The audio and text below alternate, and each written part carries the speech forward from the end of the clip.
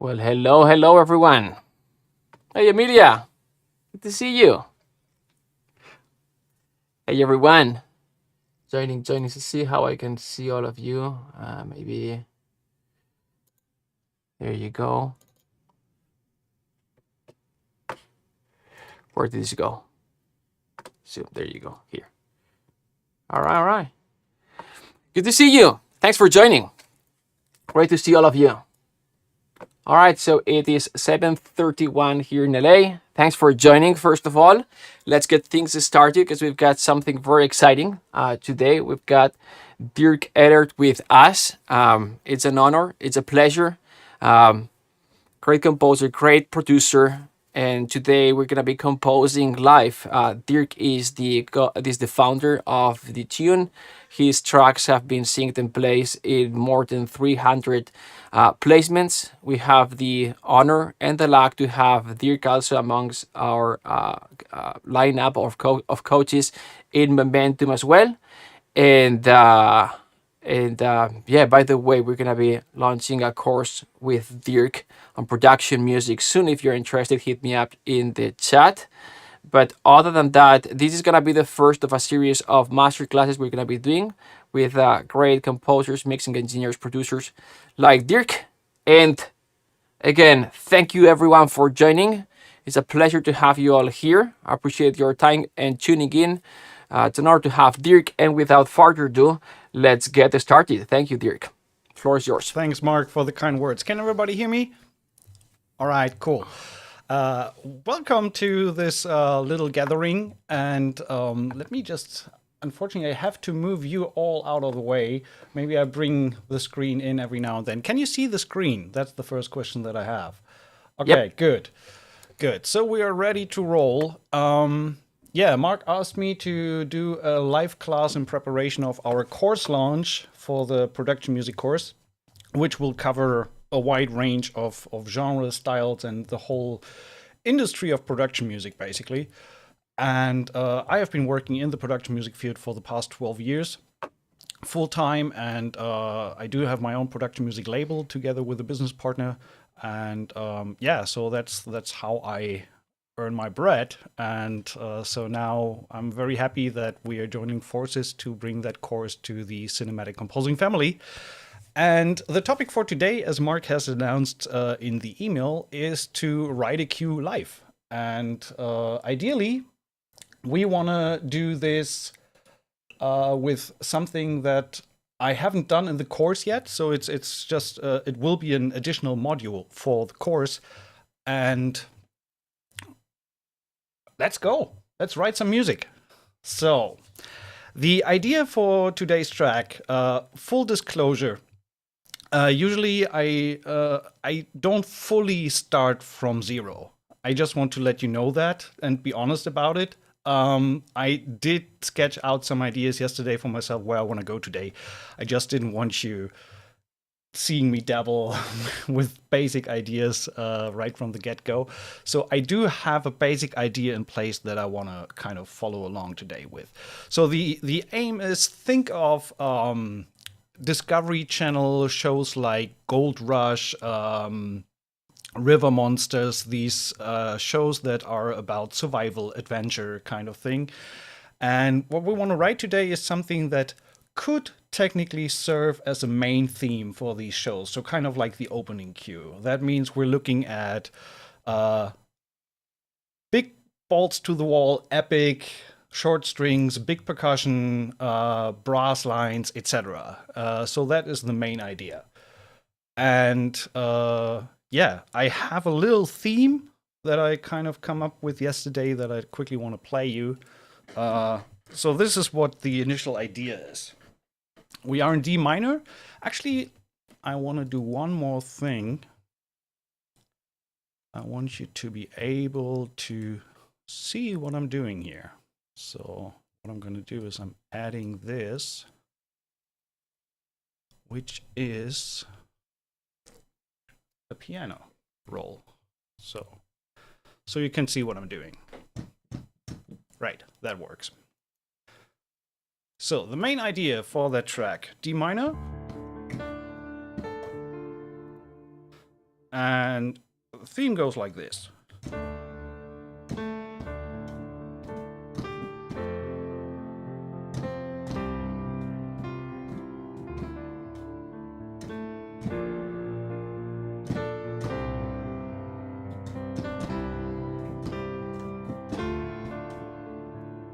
Basic idea. So D minor to F major,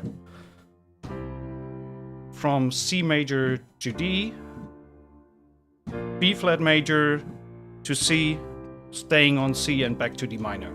Very bread and butter, very simple.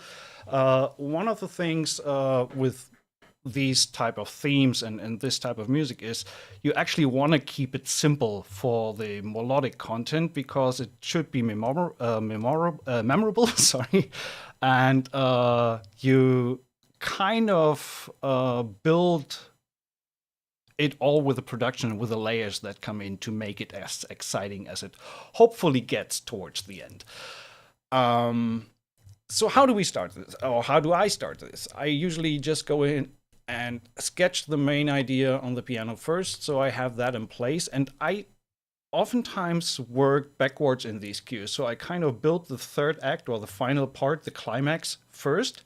And then I build the structure backwards and kind of can strip from that and use elements of my main part to build the overall track. I don't know yet how long it's gonna be, if it's a 1:30 or 2 minute or maybe even 2.5 minute.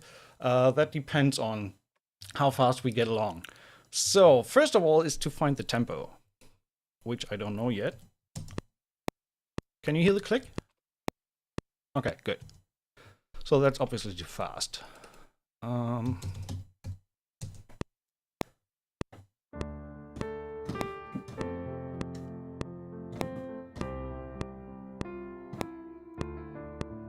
Maybe just a tad slower, going with 96. So, and I'm gonna record that one time.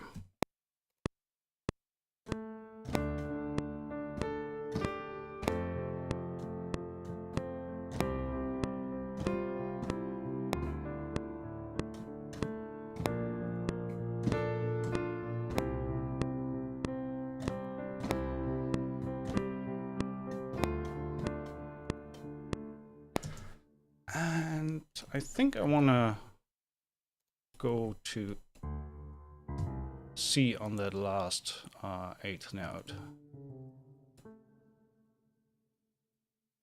I'm going to quantize that a little bit just to make it sit where it should. Probably not gonna end up using this in the final cue, it's just my guideline.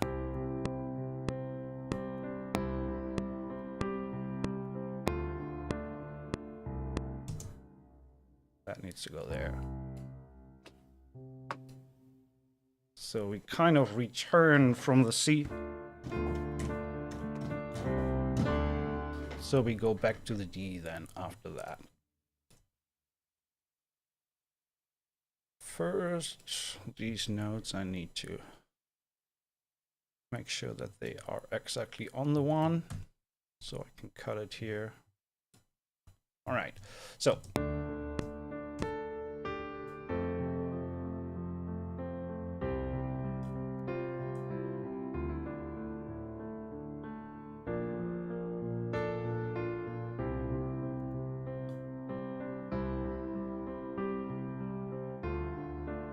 Okay, yeah, due to the piano, it sounds a little more ballad-like, but I kind of can hear where this is going already in my head with the energy that we're going for. Probably going to move this a little further over because, like I said, this is going to be the last part of my track. And just a quick explainer of what I'm using here. Normally I work, as you can see, I work in Cubase, and normally I work with an all instruments within Cubase template, where everything is kind of disabled and one kind of contact instruments per contact instance per instrument.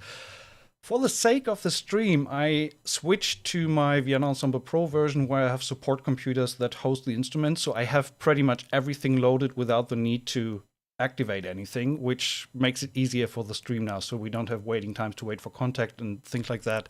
So it is a pretty big template, but for the sake of plowing through and getting a track done quickly, I felt that was the best way to go about it today. We will still have to look into mixing towards the second half of the track, or when we're hopefully done writing it, because there's not much set up in terms right now of mixing. All I have right now on each channel is basically an instance of the virtual mix rack from Stephen Slate, which I love to work with. It's just very convenient because you get a lot of analog modules within the same plugin, and it's very lightweight on CPU, so I can use pretty much hundreds of instances of that without straining the system too much. And then later down the line, we'll probably add a few instances of ProQ, FabFilter ProQ, my favorite EQ for EQing instruments. So without further ado, let's sketch this out a little bit and try to create a little bit of energy on that final theme. So I'm going to start with some low strings. Metropolis Arc is great for that kind of sound. So there we go. And on the low strings, I'm just going to go quarter notes for now to push the momentum forward a little bit. Okay, let's record that. Just need to move this a little bit out of the way so I can see my stuff down here. Okay, ready, here we go.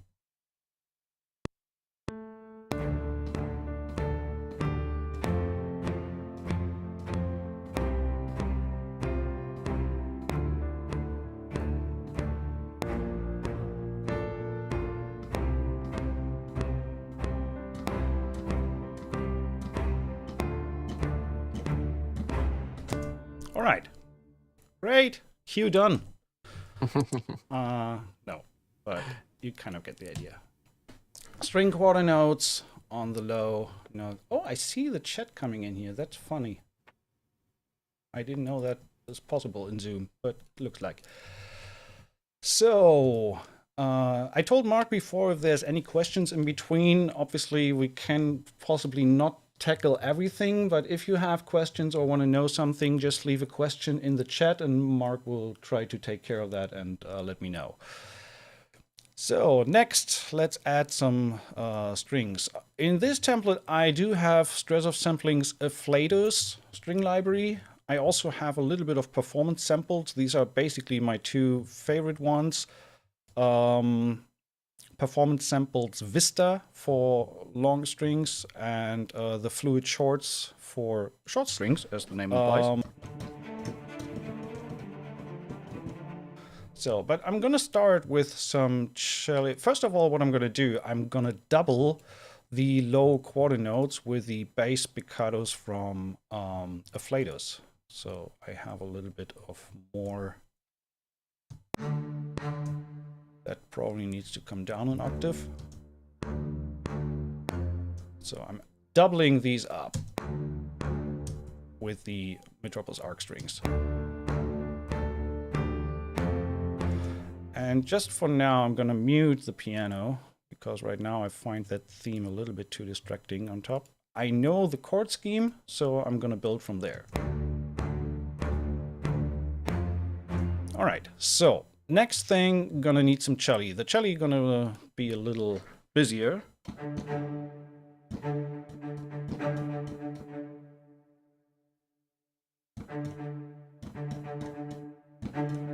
So cello gonna do eighth notes, and they will probably stick to the root notes of the chords as well. And I'm thinking of adding some violas after that for some 16th notes movement. And to make that easy, I'm just going to play these in with a step sequencer, with a step input. So if you don't know what that is, I can activate this button in Cubase, and whenever I play a note, this head will jump to the next interval that I define here. So if I set it to eighth note, it will jump to the next eighth note. And so I can play kind of eighth notes without playing eighth notes in time.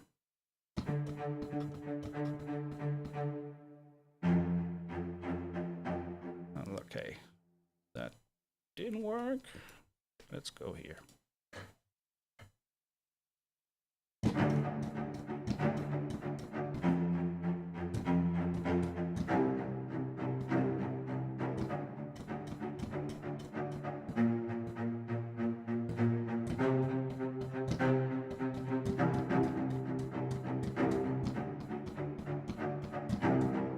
So the cool thing about the step input is I still get a little bit of velocity variation, and it kind of sounds like it has been played, but I don't need to do it in time. And when I then play this back,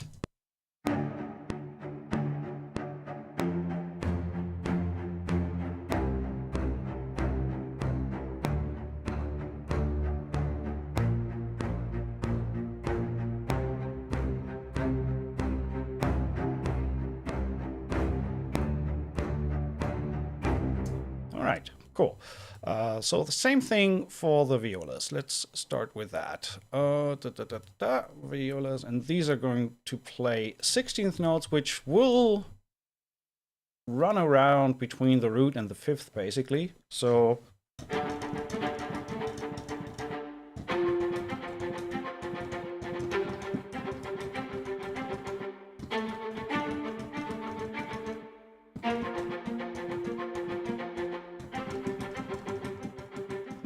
probably going to mute my mic in between when I'm hitting the keys too hard so you don't get too distracted by the noise.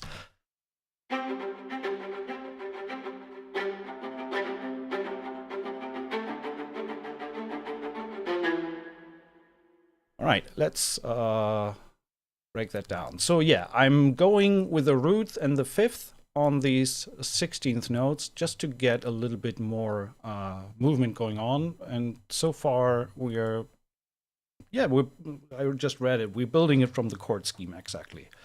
So let's lay this down.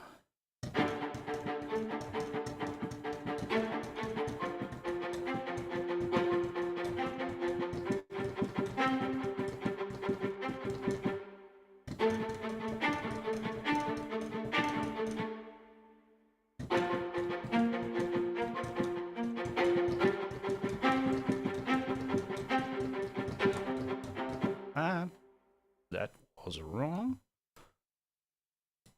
So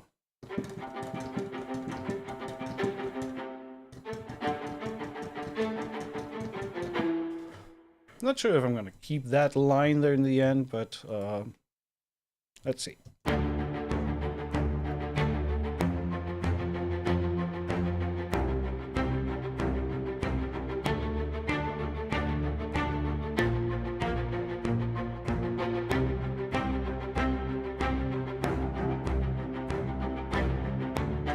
Okay, I don't like this part here, so I'm gonna... It was just too quiet, so I'm keeping with...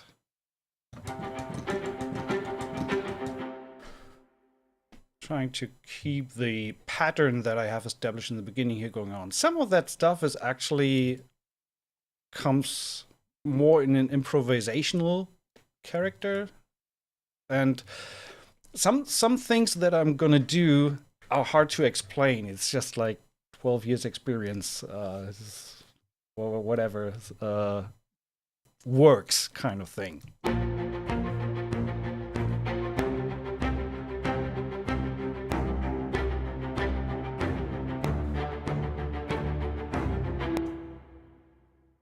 And basically, since we're switching to C here, I'm gonna move that down to a whole note.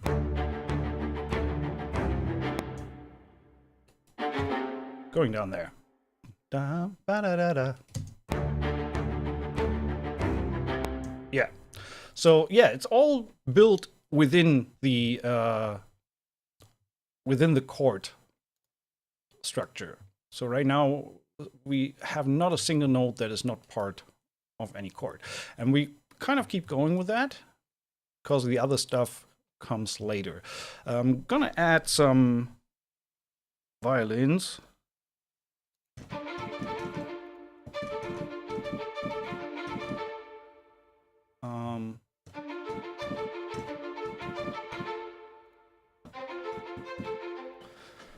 Kind of like an arpeggio on the higher strings. So what is happening? Why can I not create? There we go. So still 16th notes. So it's gonna be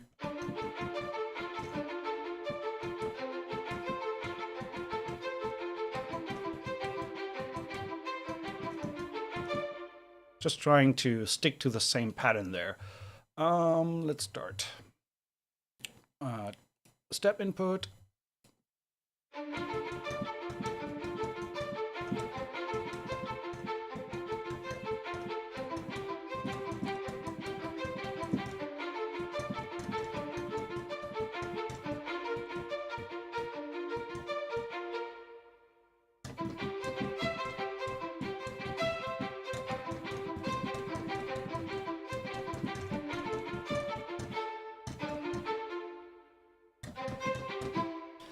So, and as you can see, that's the first time we actually have the third in the C here. No, it's not. It's the first instrument that generally has the thirds of the chords. So like the F on the minor and the A on the F major. So far we only had roots and fifth notes. So together, hopefully it sounds like this.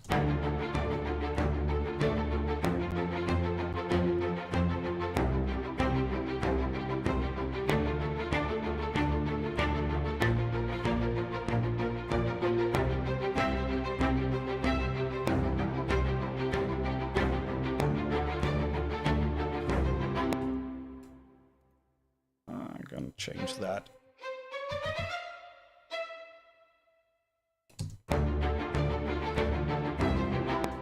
Yeah. All right. I want to add one more layer of short strings with one of my favorite string short patches, which is the Metropolis Arc 5 ensemble strings.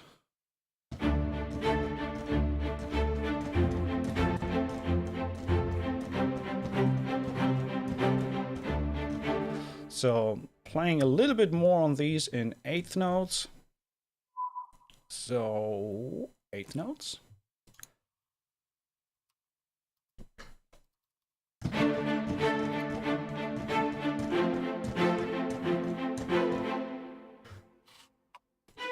I could also fix that afterwards.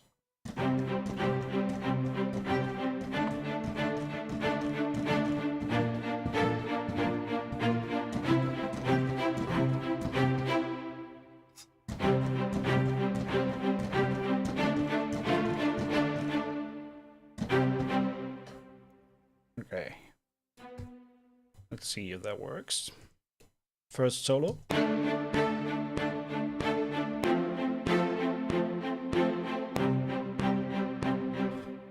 So it's all very straightforward, very, yeah, straight. Eighth notes, 16th notes, we're not having much deviation in there. This is intentional because with all the other layers that I plan on adding with synth and percussion coming in and all that kind of stuff, I don't want to go too weird rhythmically. I still want to have one very distinct pulse. And I think it will make more sense once we bring in the percussion. Only thing that I want to do here now is I have a nice little function in Cubase where I can randomize the start position a little bit of these notes. Just zooming in here, so when I hit this button a few times, 1, 2, 3, you can see how these notes shift a little bit away from the grid. So I just want to have that less mechanical and a little more life into these notes. Usually any DAW has some kind of humanize function or randomize function. That just helps to give it a little more rhythmic life by not having it straight machine-like to the grid.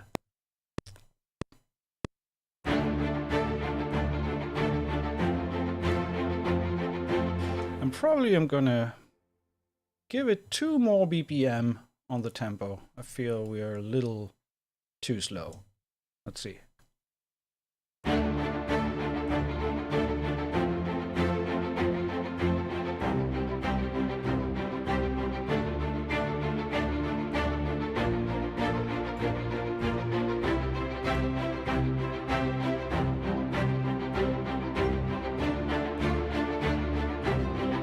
Okay, that sounds cool.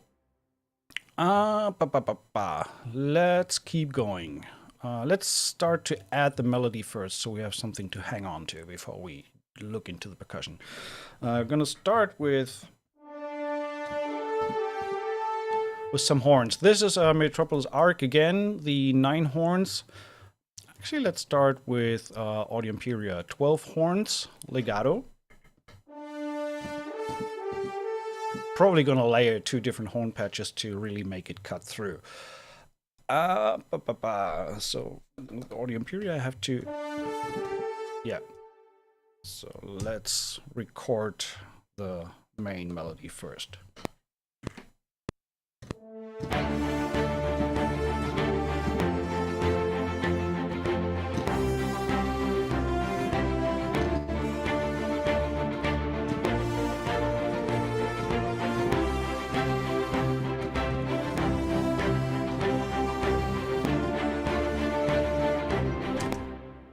Alright, first pass. That's fine, I would say. We need 8th notes. It is a little bit off the grid due to my latency and my mediocre playing, but should be fine. So let's see.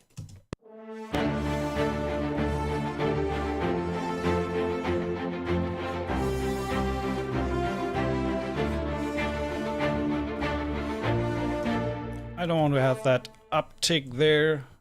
And as you can see, leaving room in between the notes, so not keeping the line going throughout all the way, still makes it a little bit more realistic in terms of brass players need a breather. So even if we are not going for ultra realism, it does help to leave gaps. And easiest way to figure out where that is, just try to breathe along with it and see where you need to take a breath.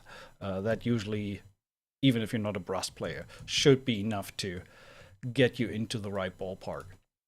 So I'm gonna record that same thing again with a different horn here from Metropolis Arc.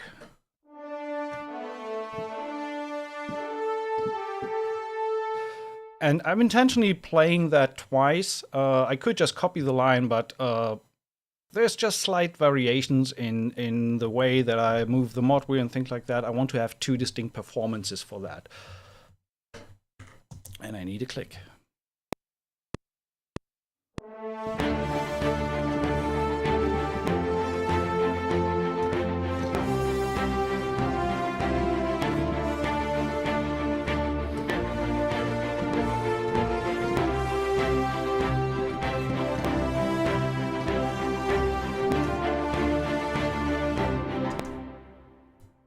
And usually what I'm going to do is I'm not fully quantizing that, but just have that iterative quantize, which means whatever value the note is away from the grid, it will just move it 50% closer with every time I hit the quantize button. So it will not match everything hardly to the grid. If I open that up a little bit here, as you can see, that is not on the grid. And if I hit quantize one time, it will move it 50% closer to the grid, but not fully. And usually that's enough for me. I want to leave a little bit of wiggle room, so to say, to have the starts of the notes a little more random and a little bit more lifelike, as it would be with multiple players.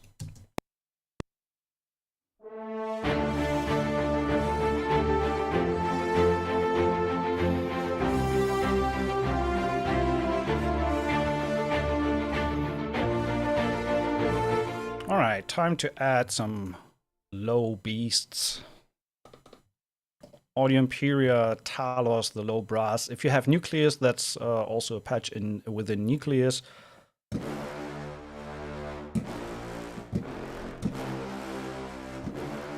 Just sounds amazing. Similar patch would be in Sinner Samples, the Monster Low Brass. There are a bunch of libraries that have these type of sounds. I just love the Audio Imperia one. It sounds amazing. So, gonna stick to the root notes on this one.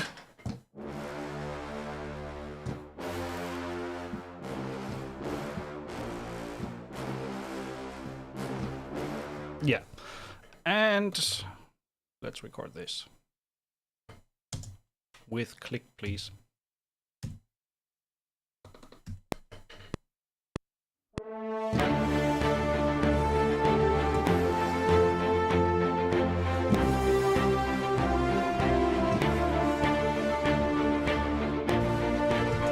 I messed that up. And I actually want to change my mod wheel control to... oh, I think I closed the keyboard. Sorry for that. So here you can also see the mod wheel movement. I try to record mod wheel and performance at the same time, unless I need both hands to play like a string ensemble patch or something, just for the sake of saving time. So I try to shape it as I play.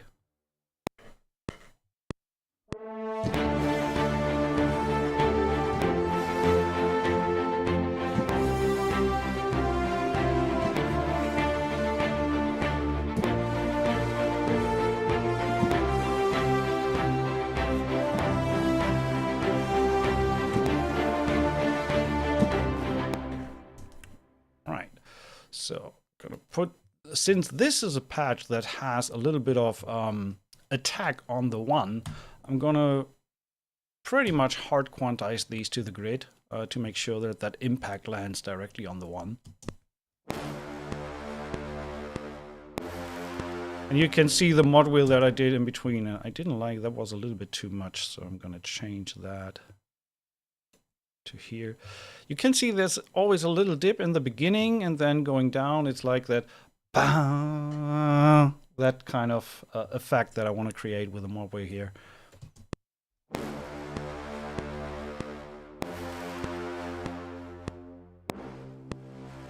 Yeah, that was a little weird. So I'm gonna go like this.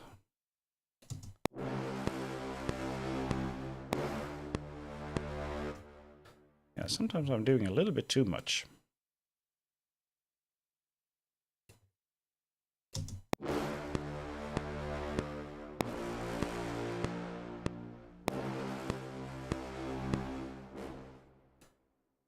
So, cleaning that up right away, just to...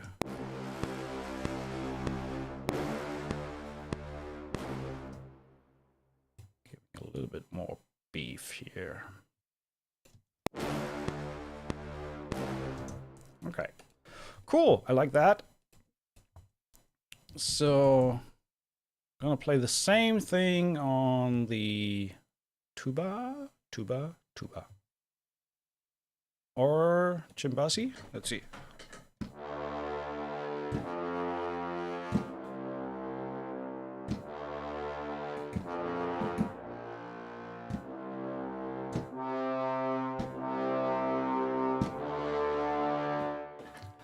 Let's stick to the root notes first. So I'm just doubling the low notes here.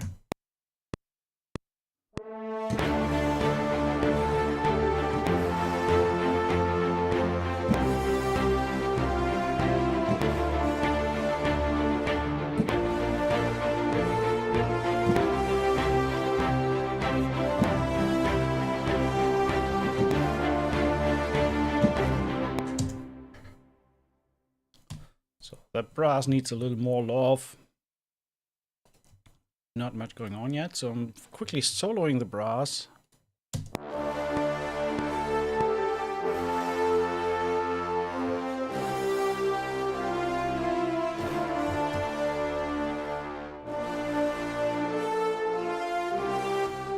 Okay, trombones. That's going to be a little bit more tricky because usually I try to establish some kind of harmony, or at least do the root and the fifth, and sometimes add a third in the trombones.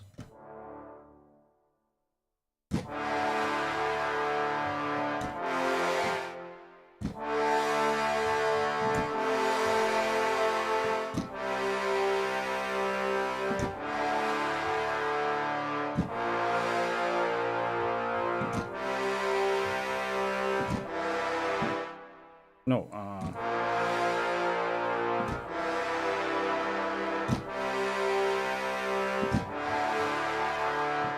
Oh, you cannot see the keys. Sorry for that. So and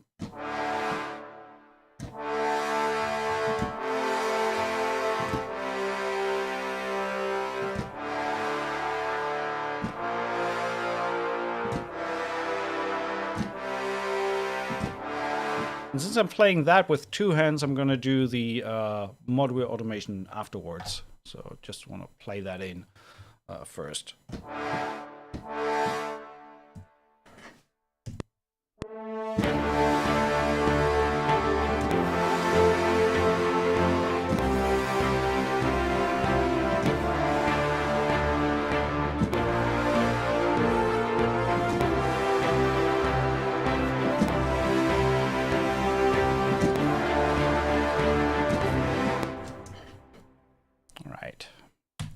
quantize, and now I'm gonna record the mod wheel after the fact. I had them on full blast, which I don't want to do for the entirety of the track, so you can probably watch me record the mod wheel here. So let's do this.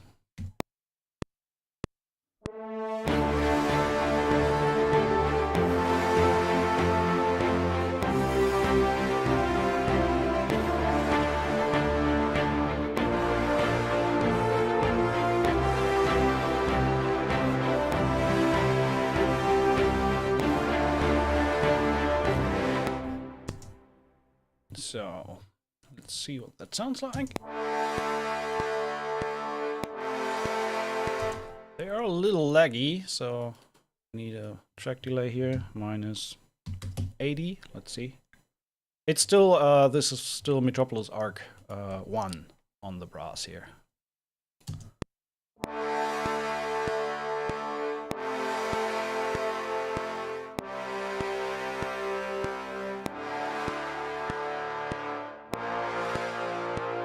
That sounds pretty cool. I like it. Okay, brass on its own.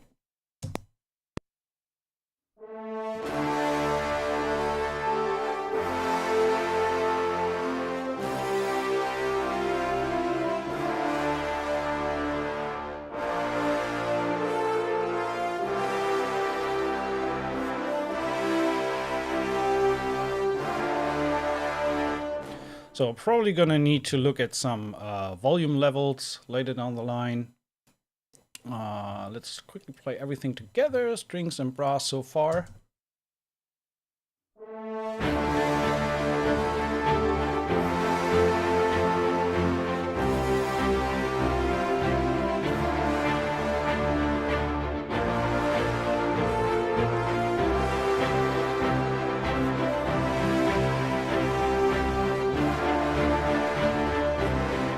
Okay, looking at the time, we have to hurry up a little. Okay, let's go. Percussion. Epic drums. Always your friend. So we're going to start with some toms from Damage.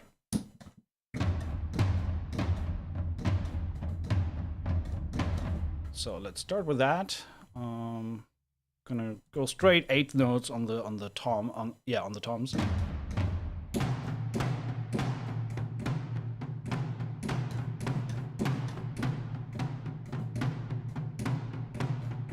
Okay, let's see.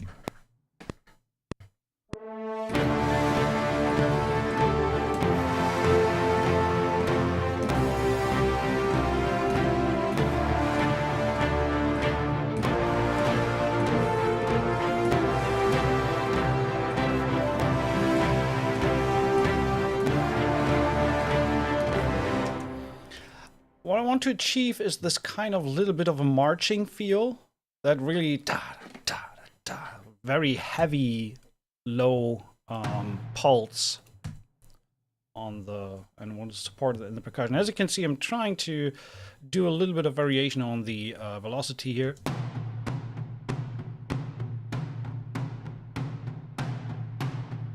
Probably don't even need it as hard, but we'll see. Next one, we support the quarter pulse from the low strings with... No, this one, oh, I mean, that has a lot of low end. Gonna need to address that. But for now, let's... I don't know. I try quarter notes first.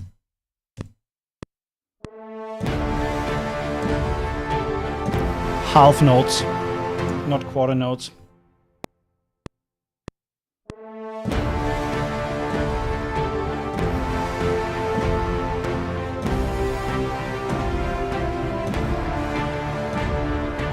So that I can copy.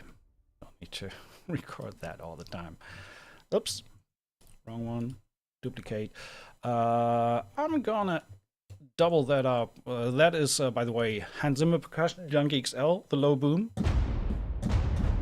Love that sound. And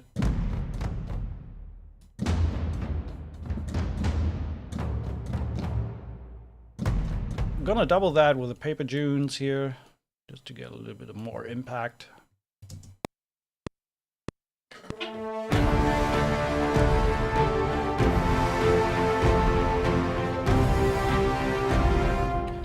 we need a little bit of high-end movement to really push it a little. We're gonna use... What are we gonna use? Ethnic?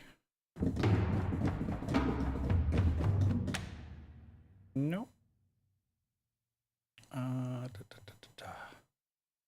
Need some kind of sticky things.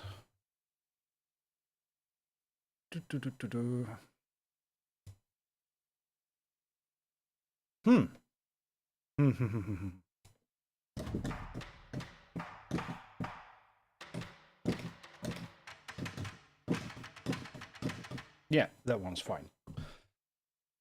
So I'm gonna go ahead and do some 16th notes on this and use the step input again. 8th note or 16th? I'm not sure yet. I will see. Try with 16th first.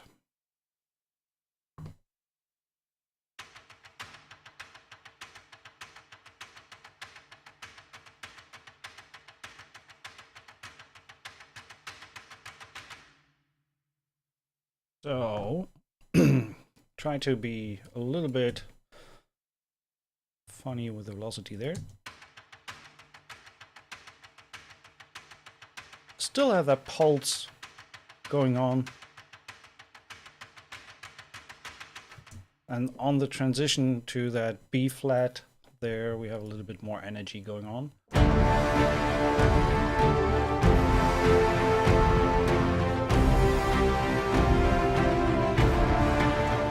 All right. But right now, the whole percussion section is a little too straight. That's a little boring. So we need a little bit of more rhythmic interest. So let's try. Let's try all the toms first.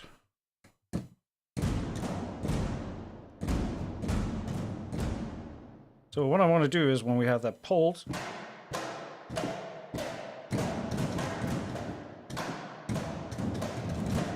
kind of something like that, da da da, dum da da da da da, which would translate to dotted 8th notes, dum dum dum. Yeah, okay, let's try that.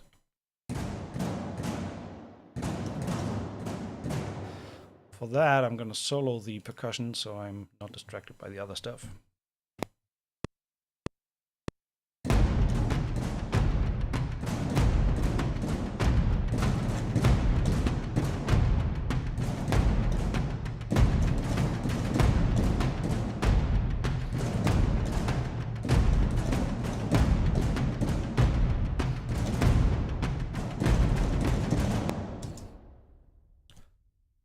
Again, a lot of that stuff is more improvised than anything else, but sometimes I just go with what feels right.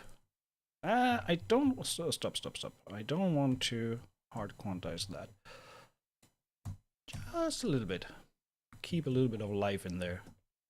Only the first one goes straight to the exact one, so I can cut it here. Not there. There. Right.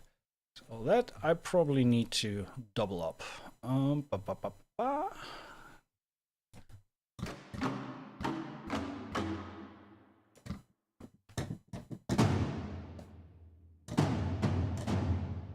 Nope.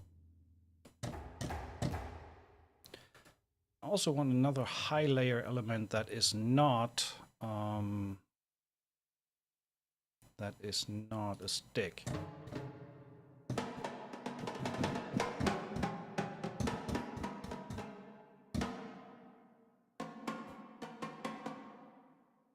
That is Strike Force from Laboratory Audio. Yeah, these. Maybe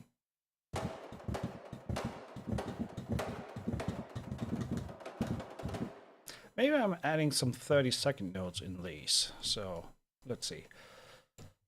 Gonna record 16th notes in step recording mode.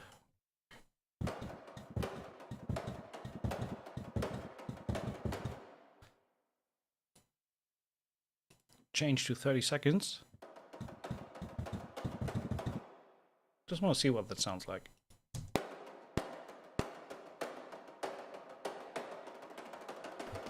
That's too much. Gonna go with that just on the last quarter. So we have dum dum dum dum.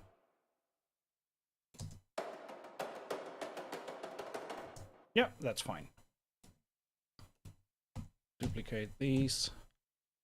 So let's see what the percussion section sounds like now.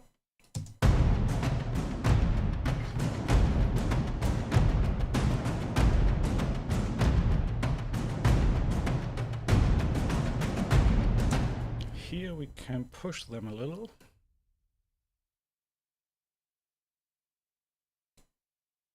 So then needs more beef. So let's see, taiko.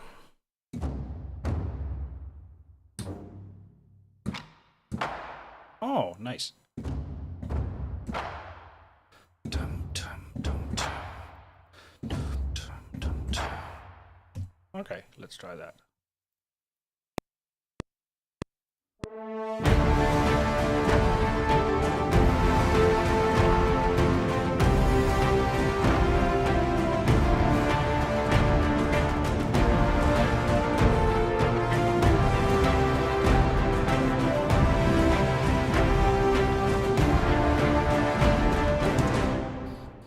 All right, that goes there. 16th notes, iterative quantize, 1, 2. Not fully to the grid. So you go. So oops.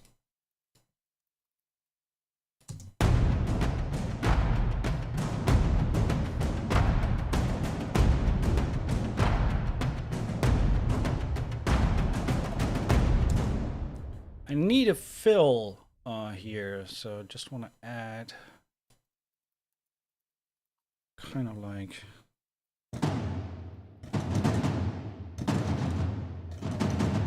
the da-da-dum. So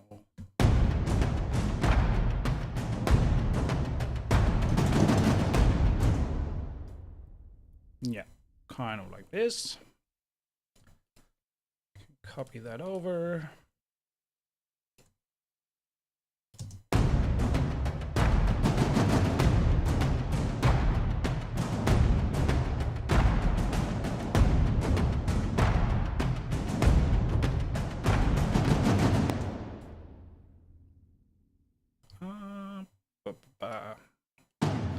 I'll move that here.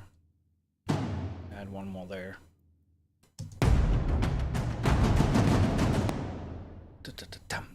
Yep, that's fine. Okay, everything together so far.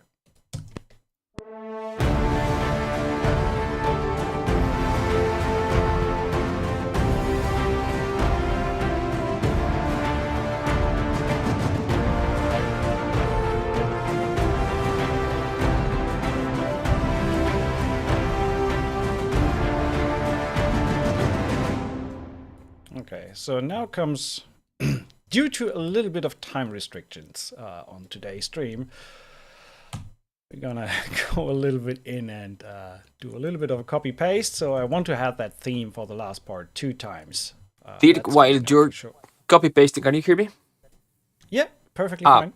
Do you mind taking just a few questions that I've gathered for you? Sure, go ahead. All right, cool. So the first one that's gathering more attention at the moment is about panning. It's from Danny. It says, what about panning instrument? It seems like every instrument is set to be played in the center. And there were more questions about it. So most of these instruments are pre-recorded in situ. Means most of these libraries that I'm using, the horns have been recorded on the left, or the celli have been recorded on the right. So when we listen just to the celli on their own, for example, in the mix here, if you listen closely, it's coming from the right side. And I'm oftentimes with orchestral sample libraries, I tend to use the Decker tree position the most.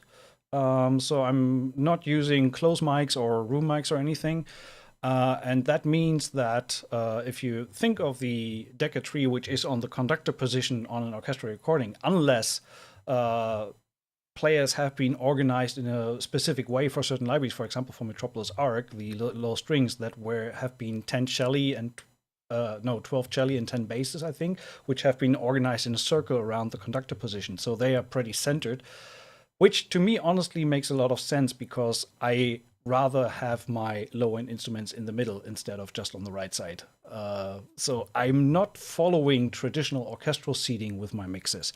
I'm following, first of all, what I think sounds right, and second of all, I try to have my lows rather in the middle. And you will see when we come to mixing decisions that I'm actually taking a little bit away of the low end as well from the strings, for example, because I'm going to add a synth bass in a couple of minutes. So since I need space for that instrument, I need to shave it away from other instruments. We haven't looked at mixing yet, which we're going to hopefully manage to do in a little bit. Awesome. Hopefully that answers the question. A short one. What reverb are you using? What am I using? Reverb, sorry. Right now I am using, let me see, Cinematic Rooms on most of these. Wait. There we go. Large hall, 2.6 seconds of reverb time, and that's, I think, the same for all the, at least for the orchestral instruments. Yes, using the same reverb. And then on each individual instrument, I decide how much I'm going to send there. So when we listen to the cello again, that's without the reverb. That's with. So, but usually I tend to send short strings into lesser reverb than the long ones. Cool. Awesome. One question from Antonio. Is there a particular reason why the meter is showing loudness and not volume?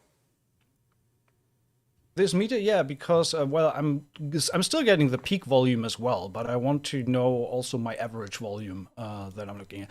Although, to be honest, right now I'm not looking at that. I know that we're going above 0 and that we're going too loud. This is something that I'm going to fix later. My normal template is a little more balanced in terms of gain staging. So overall, the sound of this template is pretty loud right now. The easiest fix, what I'm going to do, and I can do that right now. What I would do first and foremost is go into my stem groups where all the instruments run through, which is these ones, and just select all my stem groups and change my pre-gain to like -4, say something like that, and then I should be fine. So now I turned all the pre-gains from the stem groups down by -4 decibels. So now when I play it back, I shouldn't peak above 0.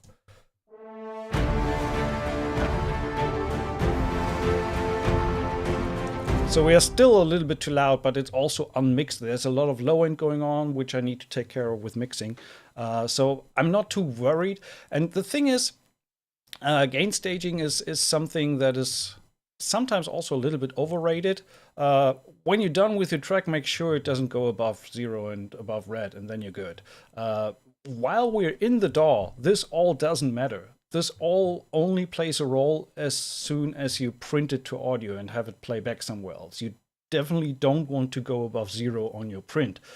Within the DAW, we have 32-bit floating precision point. The way the DAW works, we have much more headroom than we're seeing here. So within, as long as we're in the DAW, this doesn't really matter.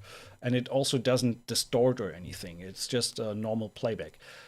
But as soon as we leave the DAW and print the audio, then it does matter. And that's why I'm taking care of that towards the end, when I know how much I'm actually above the level that I should be. And then, again, some mixing decisions, taking low end out, etc., will also take care of that. Awesome. Thank you. It's a question regarding reverbs. Like, are you disabling the instrument reverb that comes usually with the instrument? Yes, right? Say again? Yeah. Disabling the instruments? The instruments reverb. Are you disabling the instruments reverb that comes? Yes. Within the contact instruments, I usually disable all the reverb settings, and I'm using the reverb from the DAW. And I think a good question, which also comes to answer the way you're composing and how you're composing, which is, will this be converted into sheet music to be played with a live orchestra? Which the answer in this case, On this cue, very unlikely. And I also tend to work a little differently when I know that we're going to record live. Usually, I mean, I have worked with live musicians in the past, and I have worked with live recordings. And for me, it's a hybrid solution. So I'm using both worlds. I'm having like the live players for the realism and for the emotion in lines. But oftentimes, for the music that I do, a lot of times the recording alone is not sufficient to give me the full energy that I need from a cue. So oftentimes it's a mixture of live on top of sampled instruments. With a cue like this, I'm not thinking about live, to be honest. I'm just thinking about, okay, what makes it sound good and what makes it big and epic kind of thing, you know? and finally, I don't think that we're gonna be able to do this quickly. But if it's a no, it's a no. It's perfectly fine, and let's keep moving. But some people were asking about showing the score and seeing the score instead of the MIDI. Unfortunately, I cannot really do that because when recording, I have to work with a piano roll. Sorry. Awesome. All right, that's it. That's why I'm hoping that the keyboard at least helps a little bit to kind of see what I'm playing and what I'm doing. All right, let's keep going. I want to add a few more elements to kind of finalize that final part, and then kind of build on the arrangement of the cue a little bit, and overall try to get it into a certain type of structure. So first, I'm going to record some low piano. So I deleted the piano sketch from the beginning because I'm not going to need it. I just want to add a few elements that I just know need to be in there to give me the density that I need on the cue.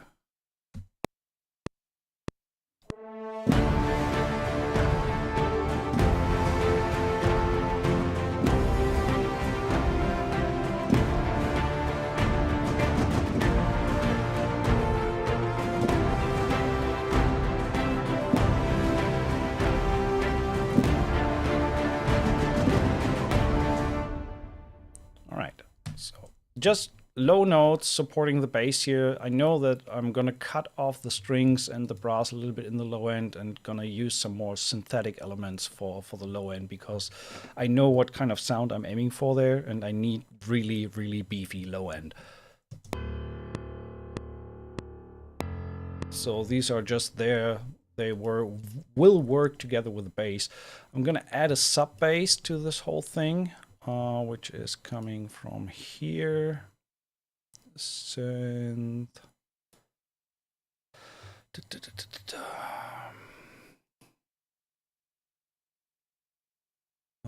Where do I have that? Here we go, synth bass. Using a library from, I mean, it doesn't really matter which one it is. I could use Omnisphere, I could use any other synth. I just want to have that low end. If you not have proper speakers or headphone, you might not be even able to hear it. It's very, very, it's a sub synth sine wave bass kind of thing. That really only fills the low frequency area. And later down the line, I'm going to make room for that, because this, for me, gives me a much more controlled low end. I have a clear indication, okay, where is my low end? And when I later down the line take the strings off in that area, the synth bass is kind of the only portion of the whole track that really takes care of that area. Whereas if I were to use the Metropolis ARC strings, for example, they just have naturally, due to the way the strings move, etc., and the way it's recorded with several people, they are very wobbly in the low end. It's not a defined, solid low end. There is low end, but it jumps up and down. And I want to have a little bit more control of it. So I rather take it out on the strings and have something like a synth bass take it over. So I'm going to record that. Top.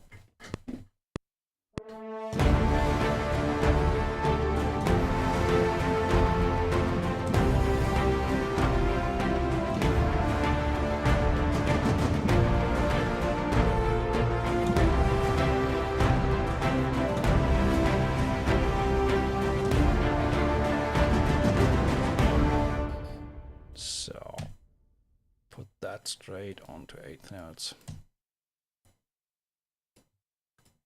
And right now we don't hear much of it. Even I on my headphones don't hear much of it. That's what it's playing, just the root notes. It will have a more important role later down the line. I'm gonna add some kind of synth ARP underneath to, and this is a matter of me just finding, I have a bunch of ARPs loaded. This is Audio Imperia photosynthesis. It's still the old library that I have here. Can I show that? Wait a second. That's on my, where is it? Oh, Zoom is in the way, sorry. Give me a quick moment. I have to move around stuff here. So that's on my support computer, since we don't say slave system anymore. So, and on the synth, I have a bunch of Audio Imperia pads. It's still the old version. They released a Contact Player version in between, but there were 4 volumes of photosynthesis. I love this because it just is very lightweight. Doesn't take much space on the RAM on my support systems, and then I have just the freedom of choice to jump through these patches and see which one.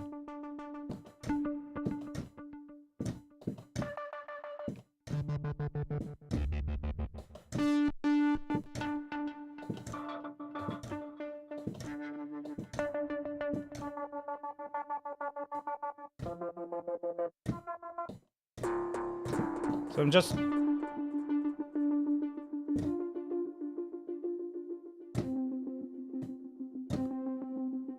nope, just searching for a nice ARP.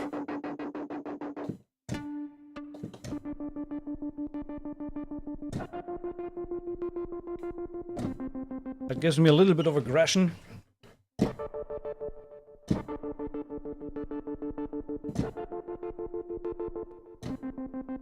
Okay, I'm gonna go with that for the time being. So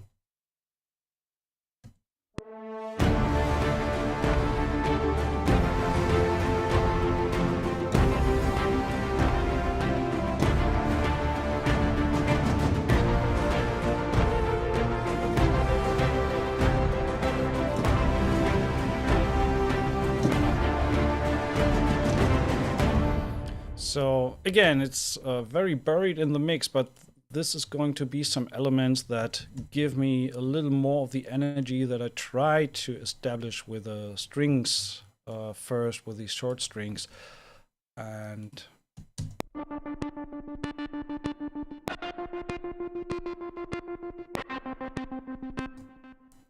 it's like I can already hear it, but kind of what happens when you take it off.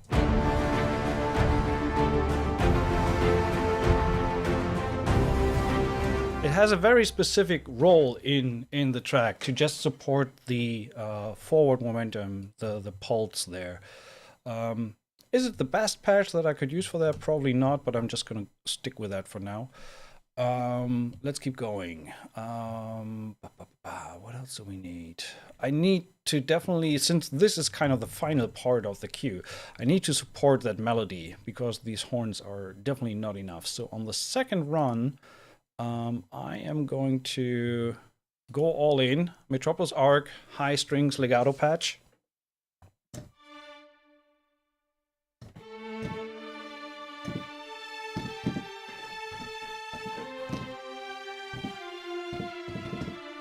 Okay, let's go with that.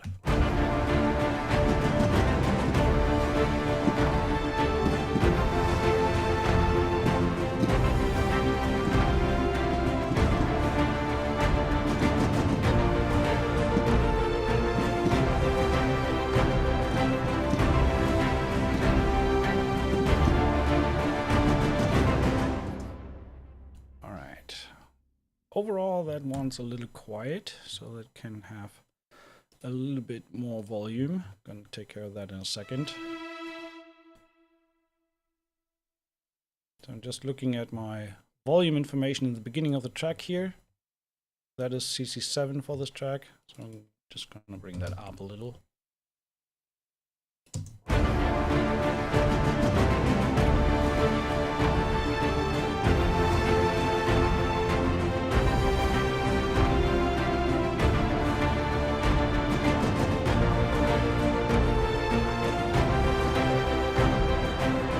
All right, so let's keep going. A few more things we need to add.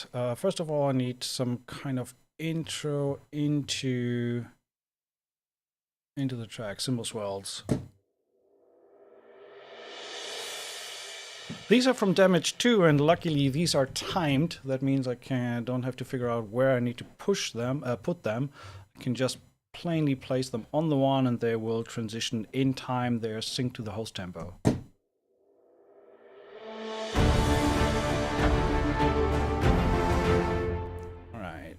That's gonna go there. I want to support, need some kind of intro here. Let me quickly get rid of the piano. So I'm gonna add a little bit of a riser there.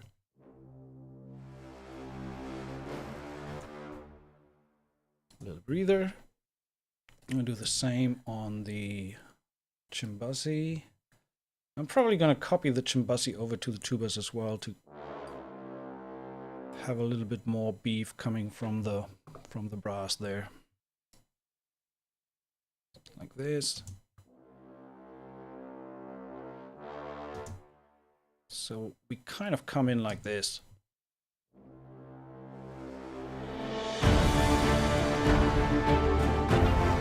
I'm going to add a timpani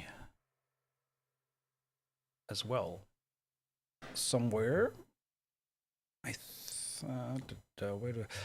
don't have my Hans Zimmer timpani in the template here, so I'm just going to manually add that quickly.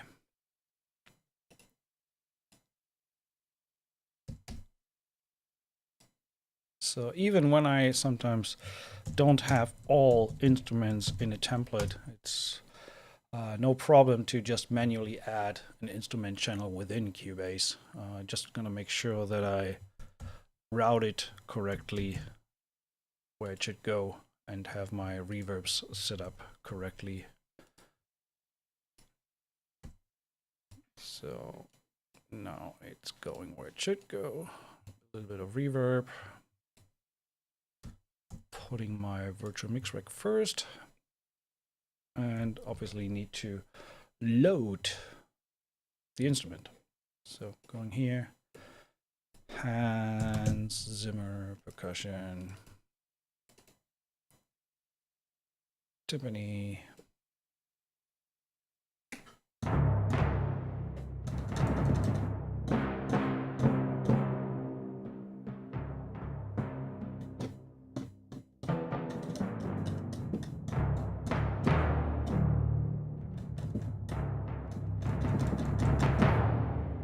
all right. Definitely needs room sound.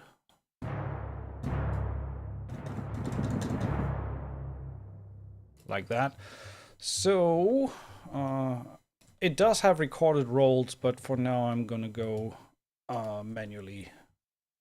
Just gonna put 30-second notes down.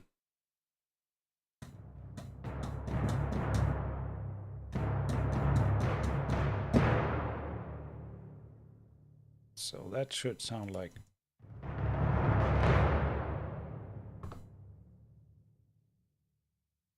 Need to. I'm speeding up a few things here.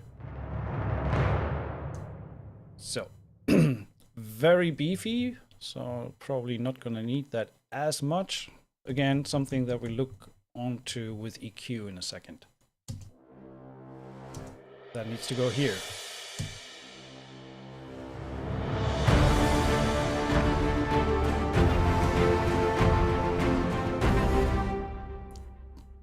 So definitely copy that over.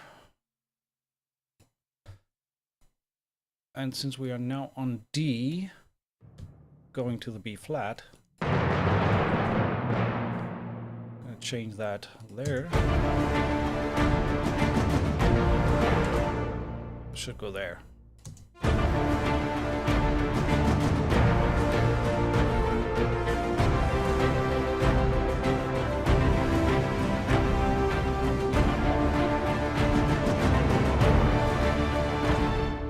So then for that we need to copy that cymbal transition over as well. And then for the last part we need that too. Going there. And this one goes here. So just quickly want to listen to the percussion on its own. I feel that we still need some high end in the percussion. It's a little weak on that part.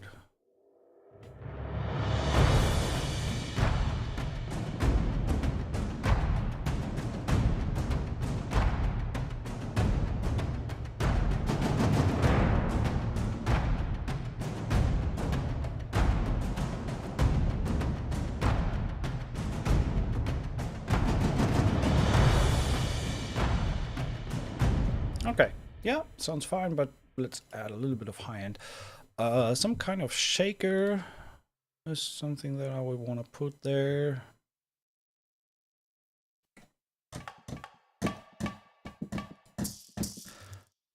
Great little library, I like that a lot. That's Evolution World Percussion. A little bit older. I'm just recording some 16th notes on the shaker here. 4 bars should be enough. 16th. Let's put that down.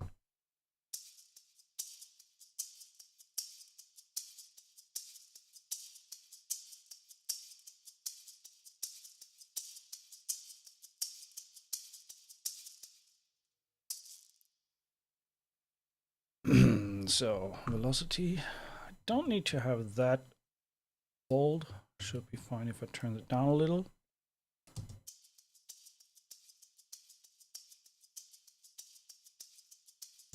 Okay, sounds good.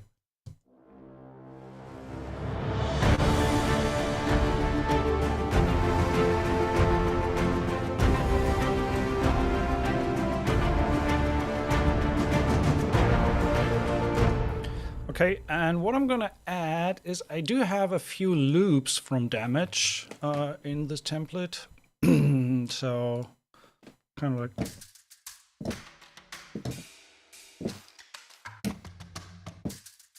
so I'm gonna add that.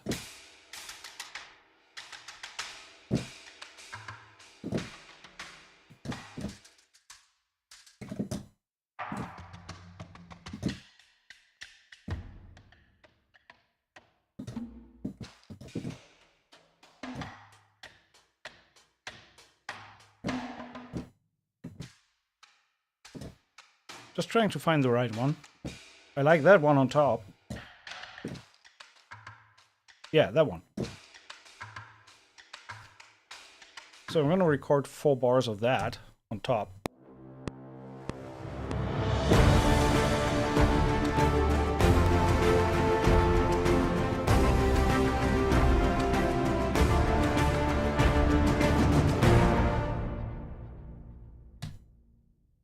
So that sounds like this.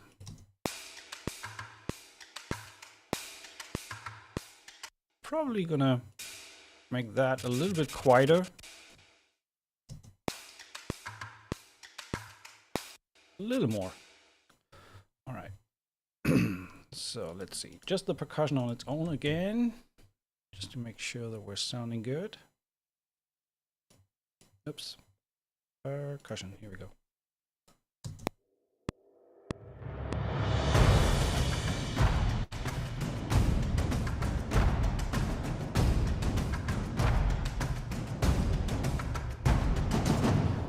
Okay, a few things that I want to address right away. I said we'll look at mixing later, but there's a few things that I'm hearing that I want to tackle right away.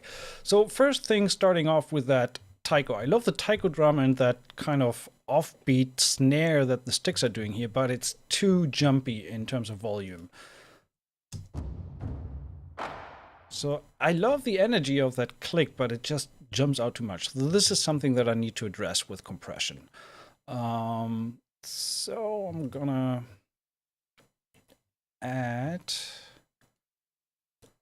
an LA2A. No, actually I need to add a 116 because I need to catch the transients on this one. So let's see.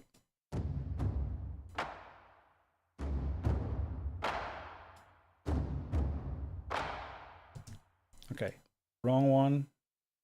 Gonna there we go. I want to sidechain this one. So I don't want to react it to the low end frequencies too much. I just want to really react it to that click sound.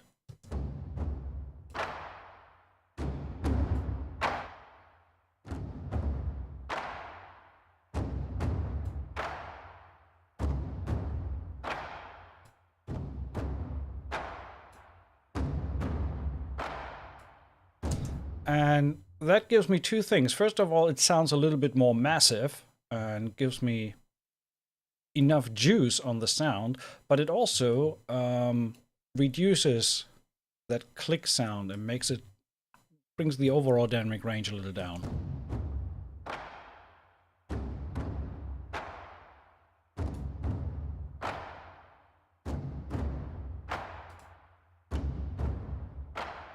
So let's try an A-B within the percussion. So.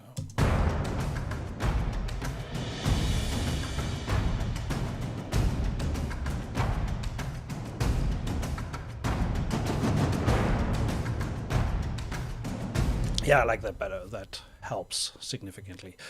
I'm going to speed up a few things when it comes to mixing because I do have a bunch of presets already in place from my regular template that I'm working with, where I have a lot of EQ settings already in place and ready to go. So bear with me, but I will explain a few settings that are placed on these instruments. So for example, this is the low boom percussion from Hans Zimmer.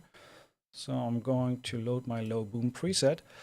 And what this is doing, basically getting rid of a lot of low end. So when I play that on its own, without the EQ.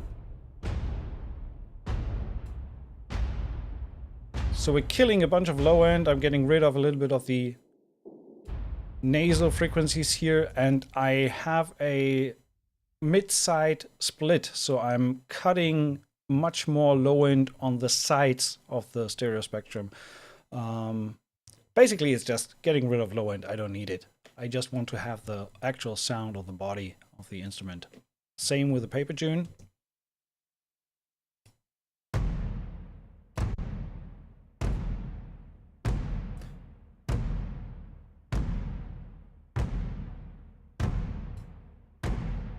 It's not much, just getting rid of a little bit of low end. So keep going. The toms definitely have a little more going on in terms of EQing.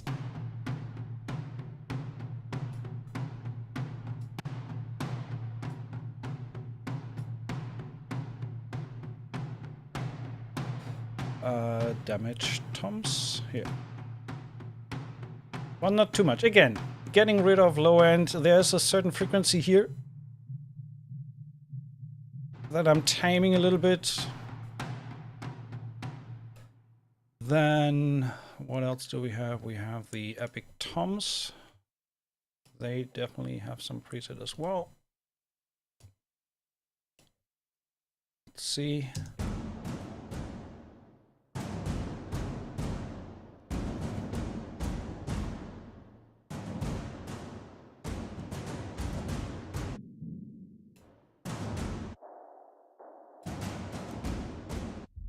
All that low end stuff, we take that out. We don't need it because we have so much low end going on, and that already helps to clean up the mix significantly, hopefully. Let's keep going on the Tycho. I do have a Tycho preset as well for the EQ. Yeah, sorry if we cannot fully cover dialing in the mix as well, so you have to bear with me that I'm using a bunch of presets here that I have already done. So for the taiko, for example, I'm getting rid of a little bit of the lows here and pushing the high significantly to get that clack from the sticks.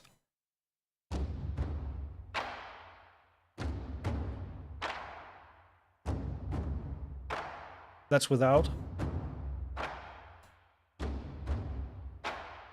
So that just helps to cut through a little more.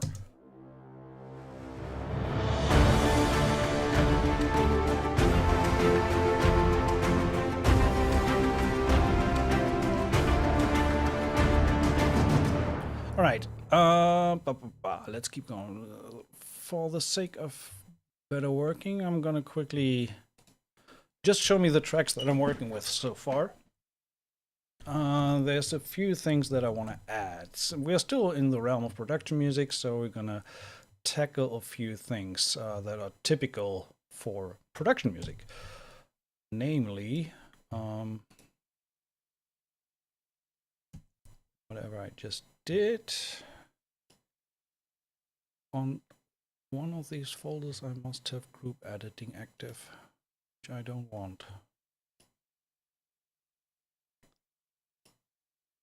Quickly give me a moment to check this out. Okay. Oh, this one. So, this one as well.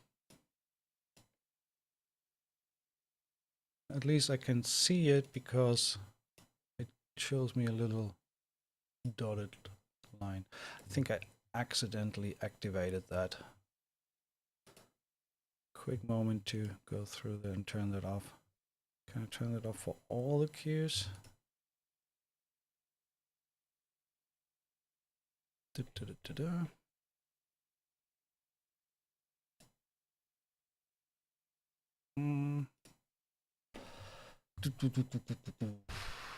Sorry for that. That was unintentional.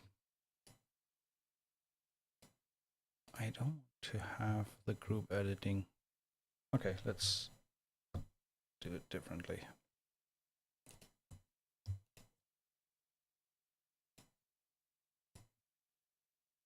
So, okay. Let's see if that works.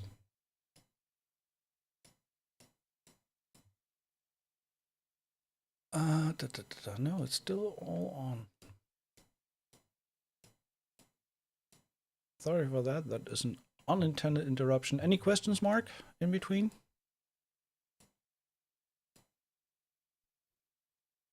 Mark? Yep.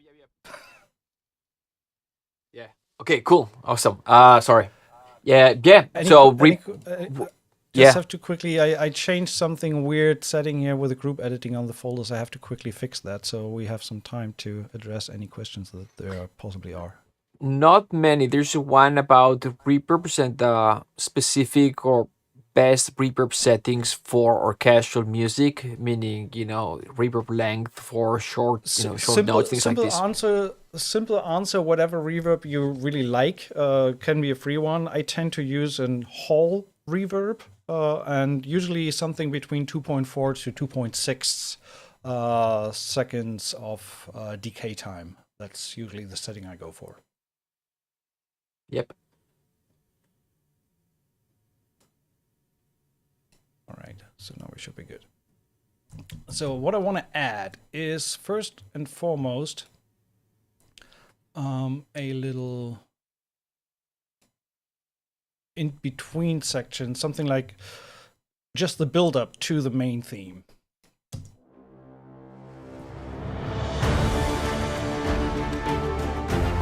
So we're gonna need that's basically happening on just on D minor.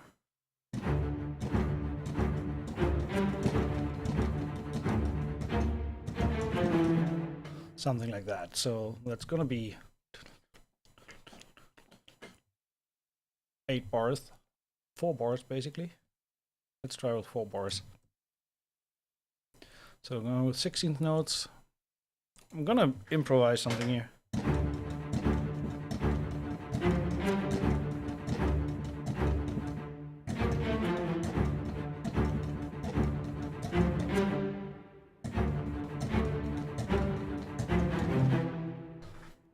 Something like that.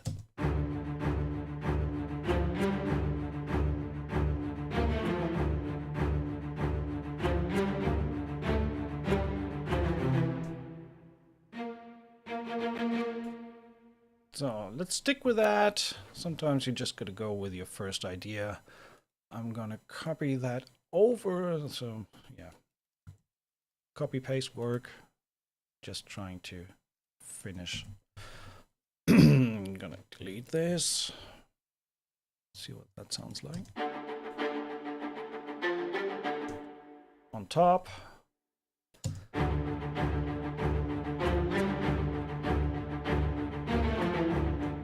I like that. That mood is cool.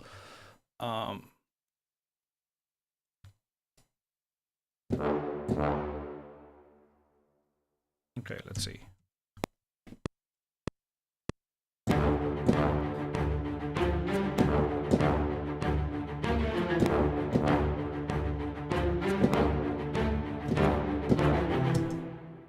So I'll use this, then we copy that to the chimbusy staccatos and to the low brass staccatos.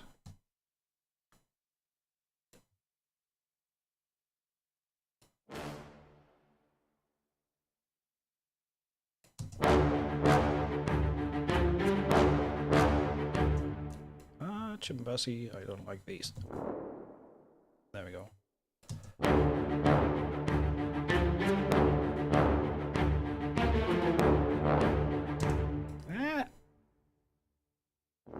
Okay, that one should be there.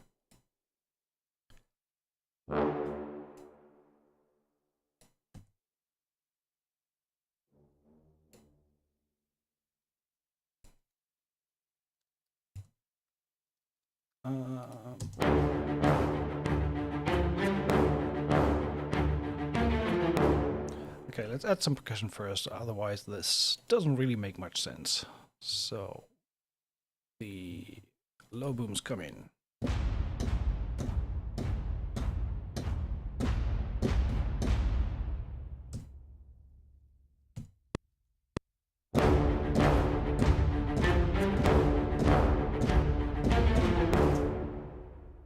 Like this. Oops, accidentally clicked F1 for the help. We don't need help with Cubase right now. Thank you. Gonna copy that over to my paper tunes.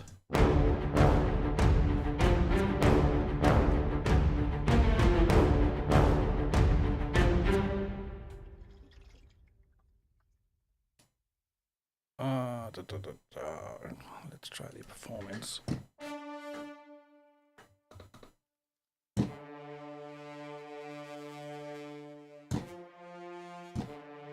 No. Fine with legato. 12 horns, legatos.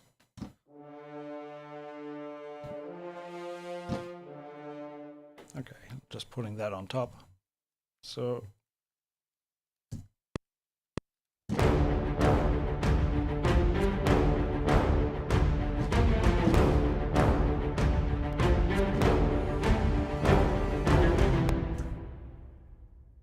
that is kind of like the introductory part before we jump into the main theme. Right now, I cannot really talk much because, or explain much. My head is just spinning. There's just a lot of ideas happening at the same time right now where I kind of already hear in my head what it's going to sound like, but I cannot really explain why I'm taking certain steps to get there. It's just like a puzzle, one piece coming to the next.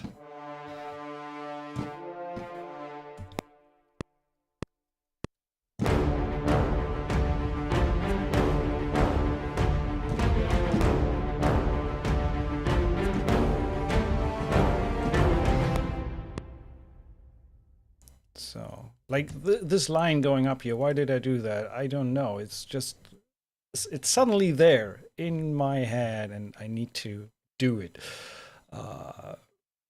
So let's bring in a little more. I'm gonna use some.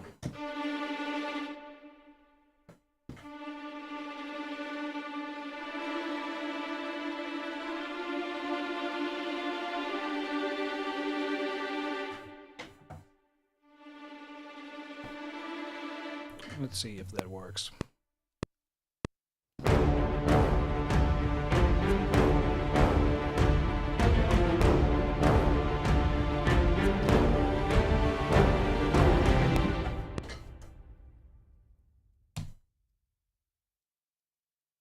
And that with a boom here. So, okay, let's get back into showing all tracks. So, sound effects. What do we have? Some kind of low boom is what I need first.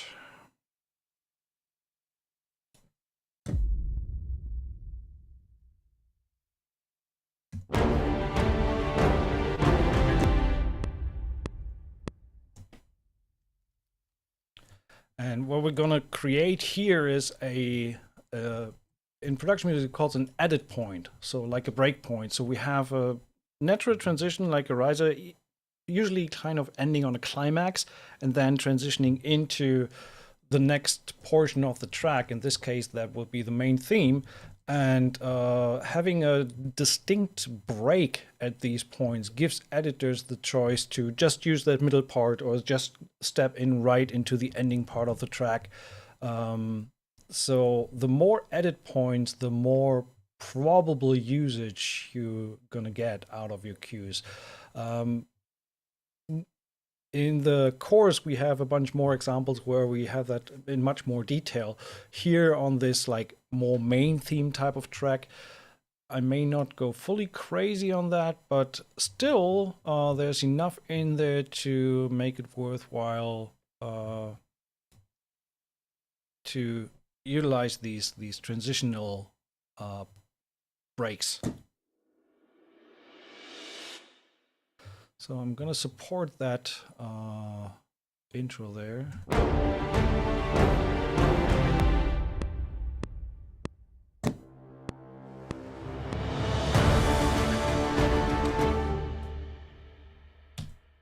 So that's fine. Gonna add, before we get to this low boom, I'm gonna add a downer, which is going to sound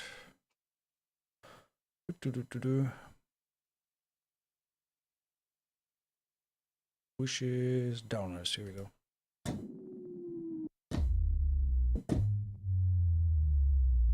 Okay, I want to add that right before that hit there.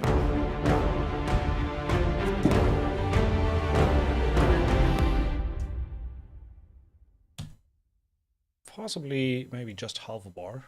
Was a little long. And then we add another whoosh hit that we just had here. Whooshes. Yeah, I'm gonna add that.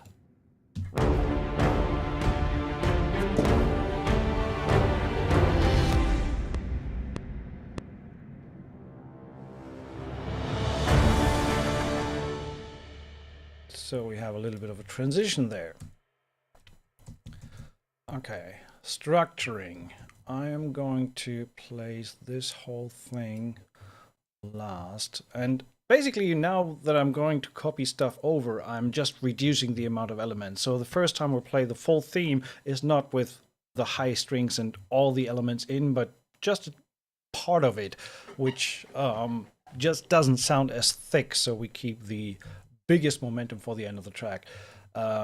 I also don't need to extend it artificially to, I don't have to have a 3-minute track right now. We could also, for this demonstration purpose for today, we could be fine with 1:30 or something like that.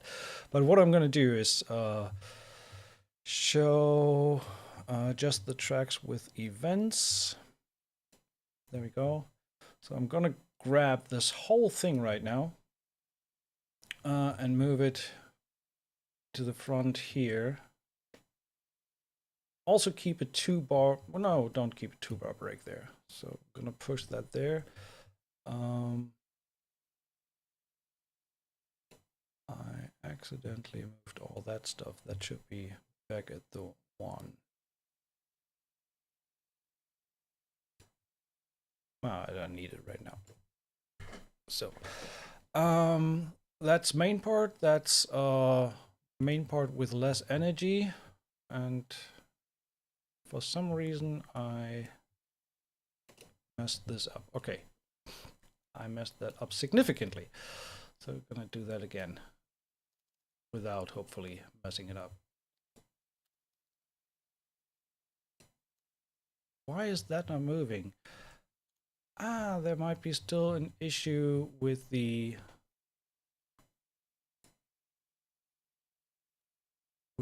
editing, that some of these folders, I have no idea what's going on here right now.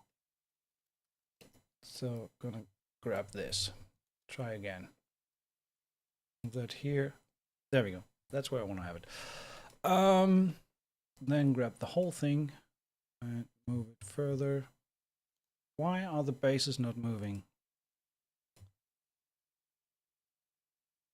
What is happening here? When I select everything,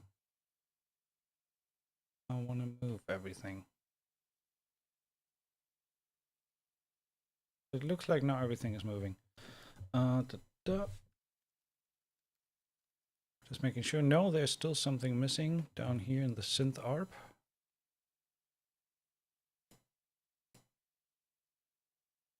Synth bass. So again, another try.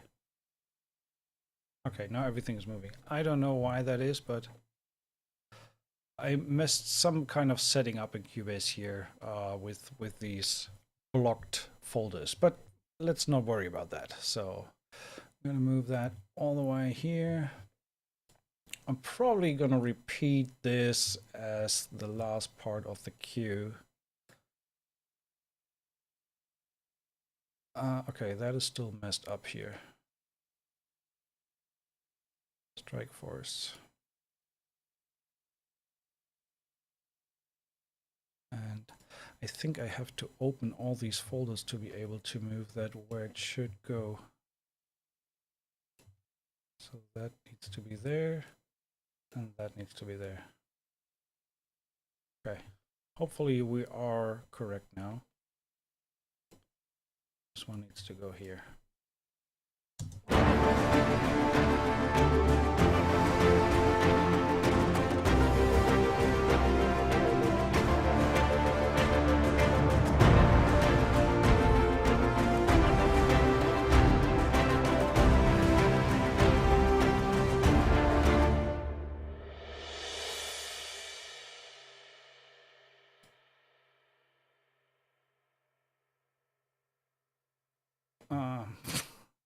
Wait a sec.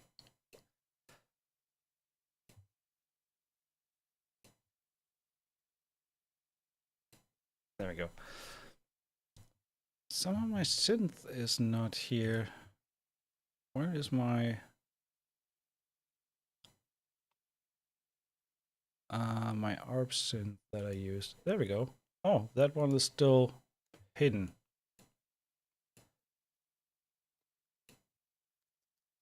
It sounded weird. It sounded a little off.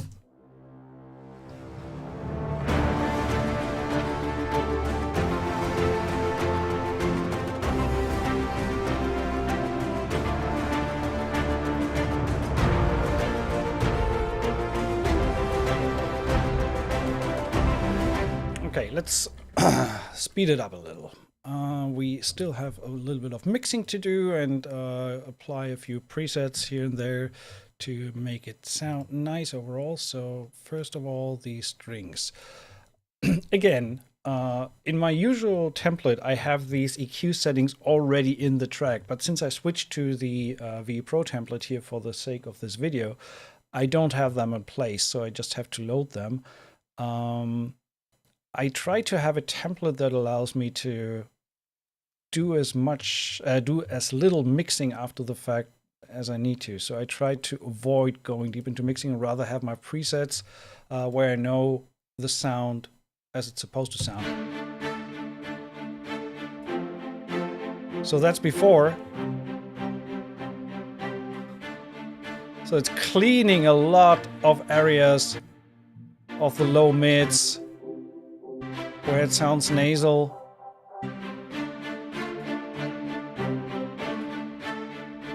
And I also tend to I love the Waves API 550. One of my favorite EQs for orchestral instruments, especially for brass and strings, because it's very easy to handle. It just sounds gorgeous. So I usually give it a 2 or 4 dB boost at 10K. Usually cut around 2 or 4 depending on the sound at 400. And for the high instruments, I leave the bass untouched, and sometimes on the brass I push the bass a little bit. Just love the sound of this one.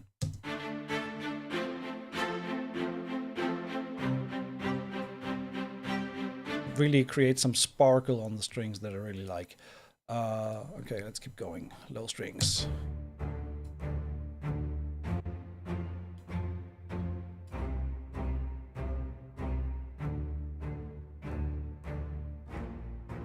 Just taming the lows a little bit. Again, keep in mind we have that low bass in that instrument. Probably gonna even get rid of a little bit more of the low end. All these sub frequencies, I don't need them in the strings because I have that covered in the low bass. Same with the API. I'm gonna add that one as well to push the highs a little bit. And this one can get a little bit of a bump at 100.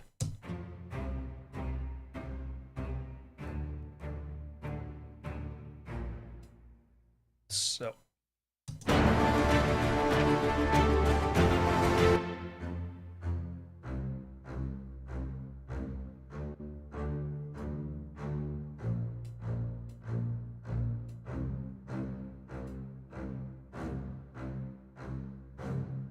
So I'm thinning out these sounds pretty significantly because I don't need them to cover the whole frequency range. They all have a certain role in the arrangement. And one of the largest problems with working with sample libraries is this low mid frequency buildup, which makes sense because if you have an orchestral recording, for example, a full performance, you have like 5, 6, 8 mic positions, sometimes 20, depends on where you record, but you have one pass of these 8 mic positions.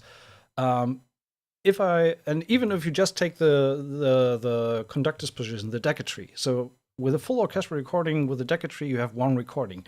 With samples, we are using recording on top of recording on top of recording. So each single note that we play is a single recording of the decatry. And if I play chords or multiple instruments, like on these strings, where on the short strings where I played 3 notes at the same time, that's 3 times the recording of the decatry. So we have an inherent buildup of noise and lower, especially lower mid frequencies that need to be addressed significantly, especially when you stack so many layers. And that's why I'm tending to thin out these areas of EQ significantly. Usually it's the problematic areas 250 to 500, 600 hertz. That's what I'm oftentimes significantly reducing just to make sure that I get a cleaner signal at the end of the chain and not sound too muddy. So let's take, for example, this cello here. I do have a preset for a different library, but I still can try to use that.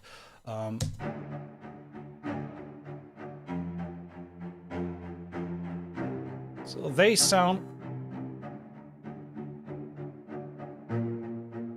very honky in the 300 hertz range. Ho, ho, ho, ho. So that's what I'm probably going to reduce significantly, especially in an arrangement that is as dense as this one.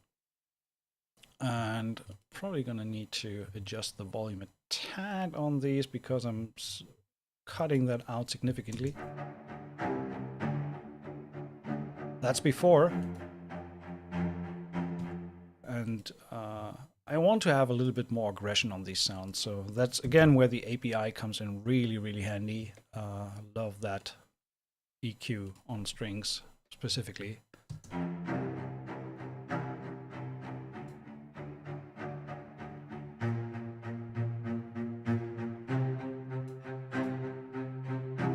And it's funny, I'm cutting out the low end in the EQ before, but here I'm pushing again the 100 pretty significantly because I want to have that body, but not the very subby low frequencies where the other stuff is happening. So again, last to tackle is the violas.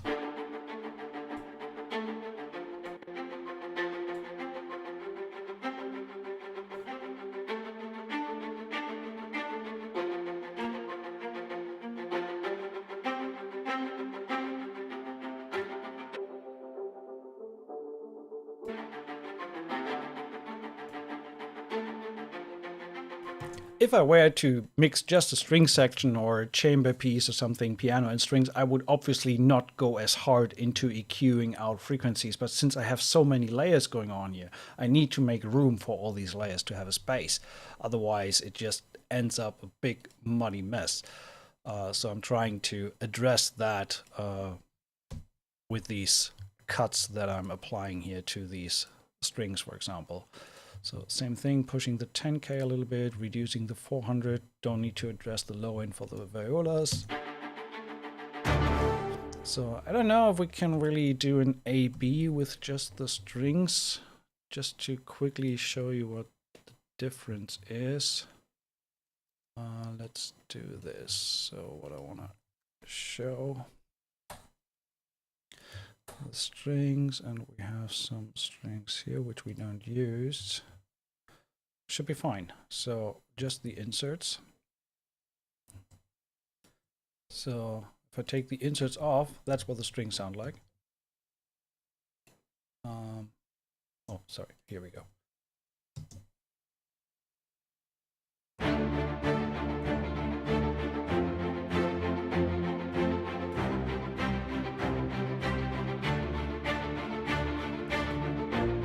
That's without the EQ. So just significantly cleaned out the lower mids, gave them a little bit more sparkle, a little more shine on top. That's the main thing I'm doing here. Looking at the time, we have about roughly 40 minutes left. So I've tried to speed this process up. I may not fully finish the full arrangement for the cue, but I tried to tackle at least the sound for the third part and kind of show you how I would keep going in establishing the arrangement. So let's do a few more EQ tweaks, especially on the brass.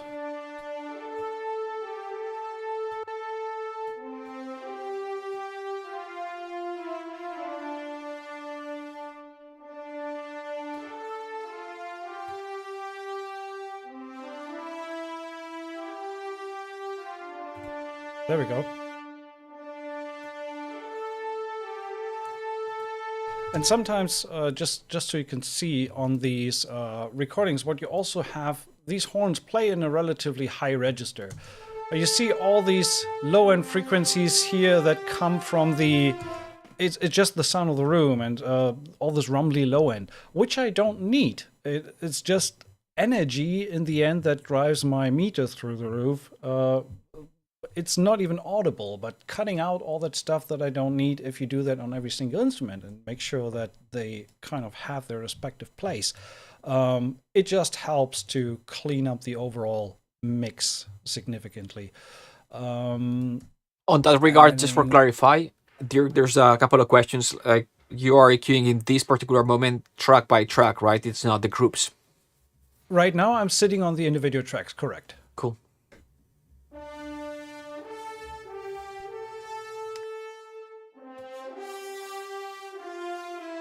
I'm having a little bit of a dynamic EQ here on this preset that's from the Jaeger horn. So again, I'm using the preset, so I'm not dialing in every single sound. I have these saved before. I know how these instruments behave, so these horns need a little bit of push on the high end. I need to tame that range, but I also, sometimes you don't fully want to get rid of these lower mids. Sometimes you need them for the body of the instrument, but they can become overbearing a little bit depending on what notes are played. So what I often use is a dynamic EQ, meaning I select my frequency range that is affected or that I want to affect, but the dynamic EQ works a little bit like a compressor, so it helps to only push the frequencies down when they exceed a certain amount. So in this case with the Pro Q, if I wouldn't have that and just bring that down, it will always cut this frequency range. So, but I need this frequency range for the sound, but only want to tame it when it gets too much. So I can use this this band as a dynamic EQ, and that reacts to the sound that is coming in, and it will suppress that area only when it gets too much. Otherwise, it lets it pass through, which you can see in the movement of the sound here. So only when it gets too loud, it will be suppressed.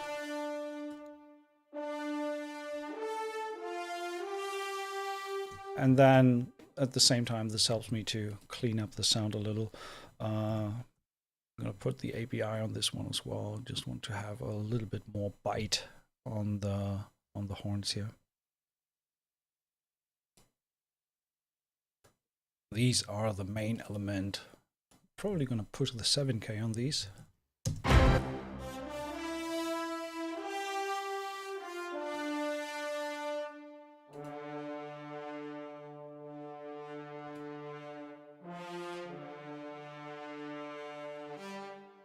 Okay, so let's see.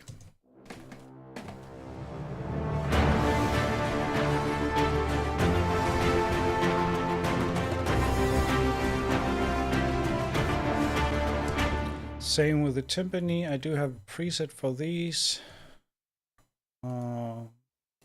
which looks pretty funny because on this timpani, I'm using this more like a tonal instrument, and I don't want to have much of the low end here. Actually, I'm going to cut a little more of the low end. I really just want the tonal quality of this timpani versus before.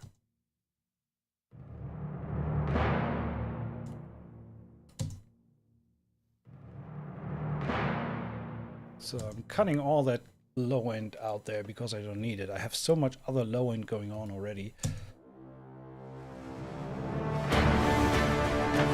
Okay, that's a little too much. A little bit of impact is fine. Okay, keeping going. Low brass.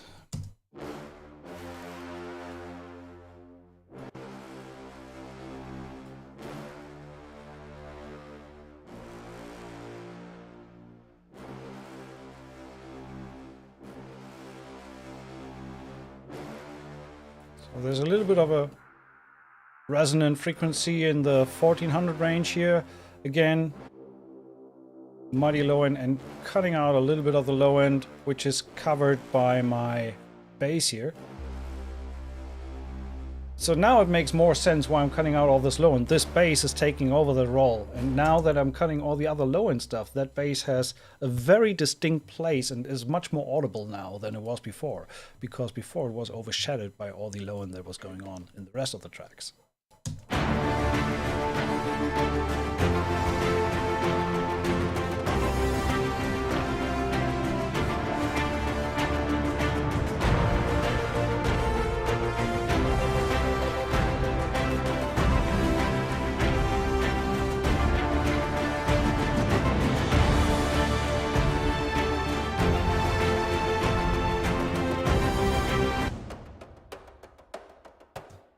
Could probably give these guys a little bit of reverb and move them a little bit to the right. And my other shakers, my other sticks, could move these a little bit to the left, give them a little bit of reverb as well. So just expanding the stereo field a little bit in the high end. So these two.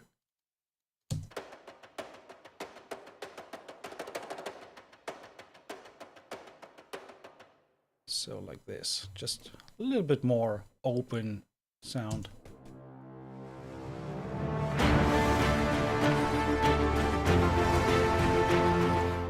Also, back to showing all instruments, I want to add a cymbal hit, some kind of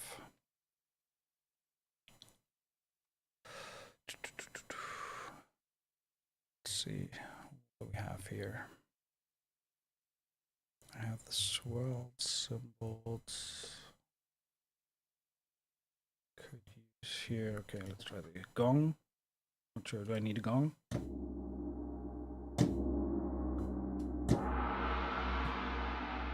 I mean, it sounds cool. Let's see.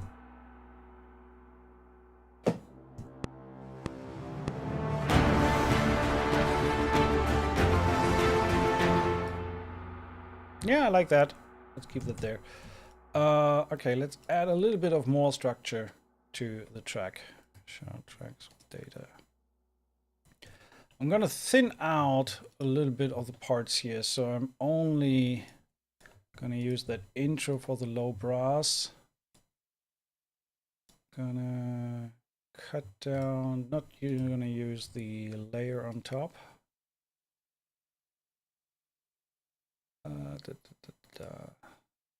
It's fine.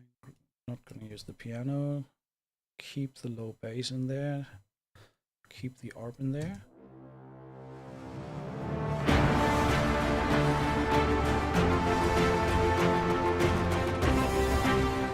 Probably also gonna use just one horn layer here. I just want to thin this out. I want to play the full theme, but I want to have more left for the final run through.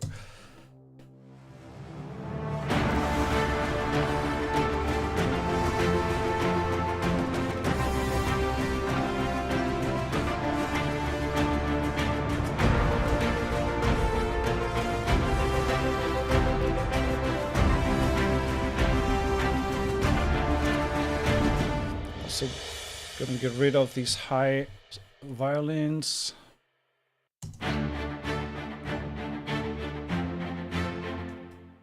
I'm gonna take all these and turn them down in volume a little bit.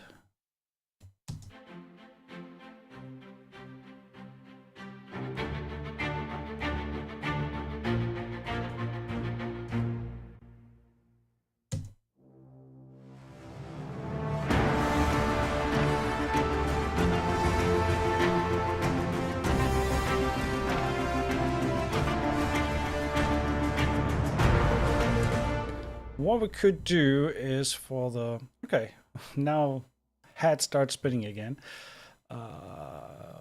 Looking at the time, we have 10 more minutes. So let's try to create a little bit of a difference between the first and the second part of that main theme. So I'm gonna add some winds.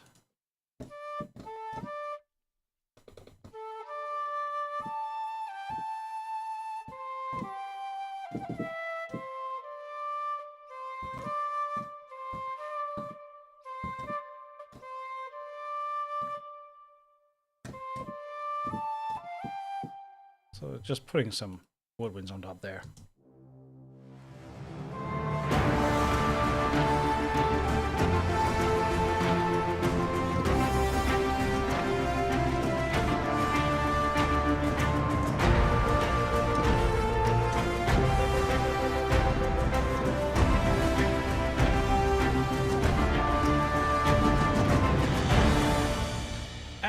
Also, what I'm going to do is I'm going to shorten this so I don't need to have the theme playing twice on that softer part. So I'm just going to get rid of all this stuff here. Didn't need that, didn't need that, didn't need that. Delete, delete.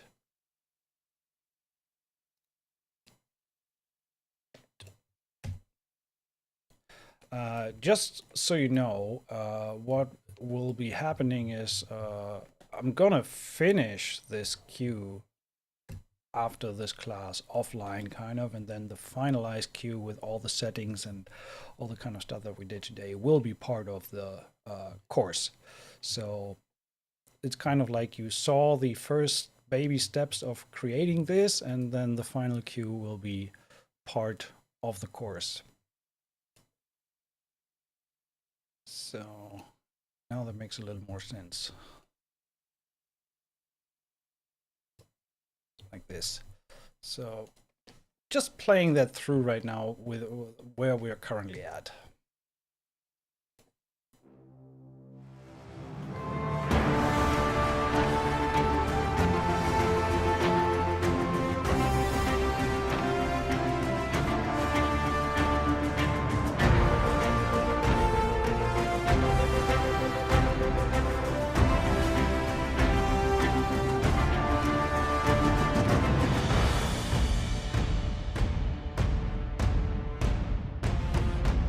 I think I just deleted the strings from that part. Yes, I did. So I'm gonna delete these. Other ones need to stay there. I have everything? Yeah. So we're coming off from this.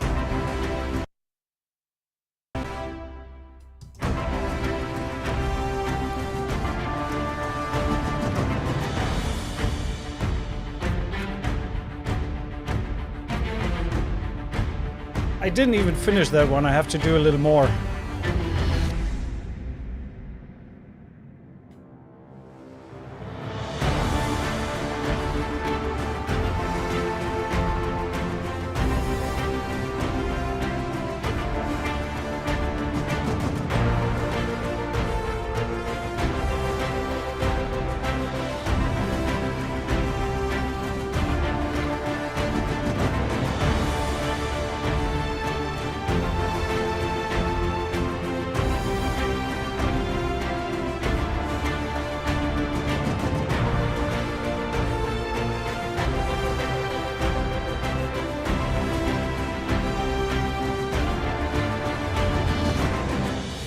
Probably what I will also do towards the end of the track is actually have that C extend.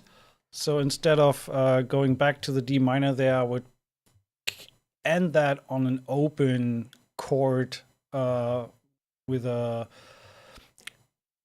pause before we bring that home to the root chord, if at all. So just searching for my piano here.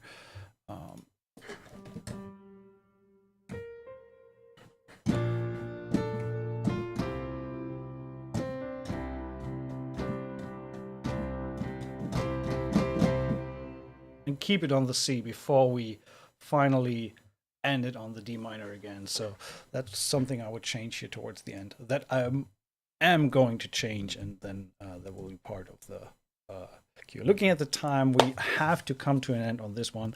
It did take me a little longer than expected, but I hope... I know that Mark announced we take this cue from start to finish. We took it from start to 60%, let's say. Yeah. So I'm gonna finish that offline, but the finished cue will be part of the production music course. Absolutely. Great cue. Dirk, thank you so much. Do you mind taking a few questions?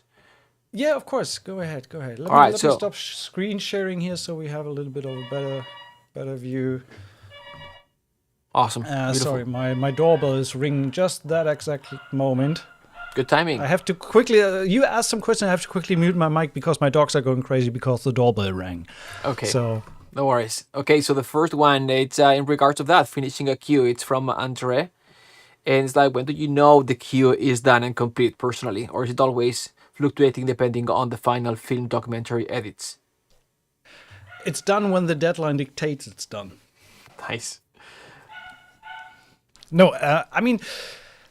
It's tough. I try to get ready. Mark, sorry, I have to quickly get the door. I will be back in 30 seconds. Okay, no worries. If I were to answer that, it answers the question of why. Like why are you composing this cue? Like what is this for, kind of thing, right? So Andre, you're asking this like by creating on a standalone piece like this. So, for example, if this was for an album, the level of polishment it's way higher than, let's say, if it's for a let's say 60-minute soundtrack TV movie, 30 days kind of thing, where there's a point where you have to get those 2 minutes of music per day kind of thing approved, and so when it's done. Right, plus the type of composing is going to be, you're gonna be composing on the sequencer, and mixing as you're composing, and when you are done with the composing, that's the final sound that you're delivering. Most of the times, you're not gonna record with an orchestra, right? So when in a case like this, when is it done? It's like when it's approved, and how polished does it have to be? Well,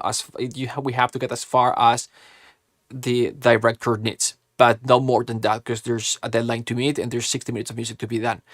and also we could have a discussion in regards to how many composers are involved in that project in that case, you know. But yeah, it's a I'm back. why are you doing this for? Awesome, Dirk. Just developing a little bit more So the in last question, as far as I can remember, was when do you decide when a queue is finished? Yeah, first of all, nothing more inspiring than a looming deadline to get something done. But if there's no deadline or something, I think the problem is that this comes with experience. The longer you do that, the more you kind of can decide this is done now. You need a little bit of experience and growing your arsenal of expertise when it comes to mixing and also arranging and things like that. There is no definitive answer to that, but you have to learn to trust your decisions. I think the biggest problem in not finishing a cue is that you don't trust your own decisions and think, oh, well, I could do that better and I could do that better. And yes, I could do tons of stuff better with this cue. Probably I will add a few things here and there. But overall, yeah, doing, experience. And again, when somebody knocks on the door and says, this needs to be done now, that's also helpful. Awesome. I posted the questions there in the chat for convenience, but the next one would be Okay. from Robert in regards of equipment, specs, computer, expression controller, keyboard. Okay, a quick rundown. So my main system, again, I have been using my support systems. I have a laptop with 64 gigs of RAM. It's an old i7, well, old, still proper CPU. And my other support system is an AMD Ryzen 1950X. So it's also 5 years old, I guess, but it has 128 gigs of RAM, so it holds a good chunk of samples. Normally, I don't use them anymore. They actually sit dormant in my room, which is sad, actually, because I use most of my instruments within Cubase directly, just not for this session. That's the only reason I decided against it, because it takes a little bit more CPU power. My main system is an i7 12th generation Intel i9. Sorry, i9, not i7. i9 12th generation with 128 gigs of RAM. So that system is about a year old now. I built that myself. It's not a audio system. I have been working in computers back in my old long time ago. So at least I know how to build a PC myself. I have always been on PC, no Mac guy here. Don't even really know my way around a Mac, to be honest. So yeah, all PC here.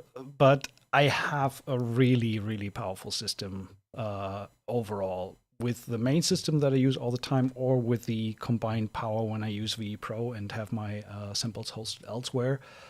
And I feel oftentimes, especially with beginners, I get this question a lot. Should I go for this CPU, or should I get the bigger one, or should I get more RAM?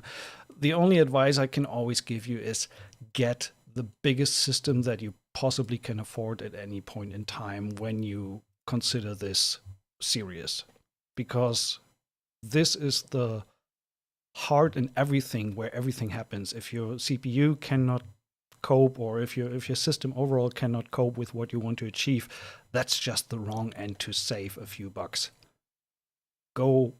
If you need a computer system to create music, get the best thing that you can possibly afford. Simple as that.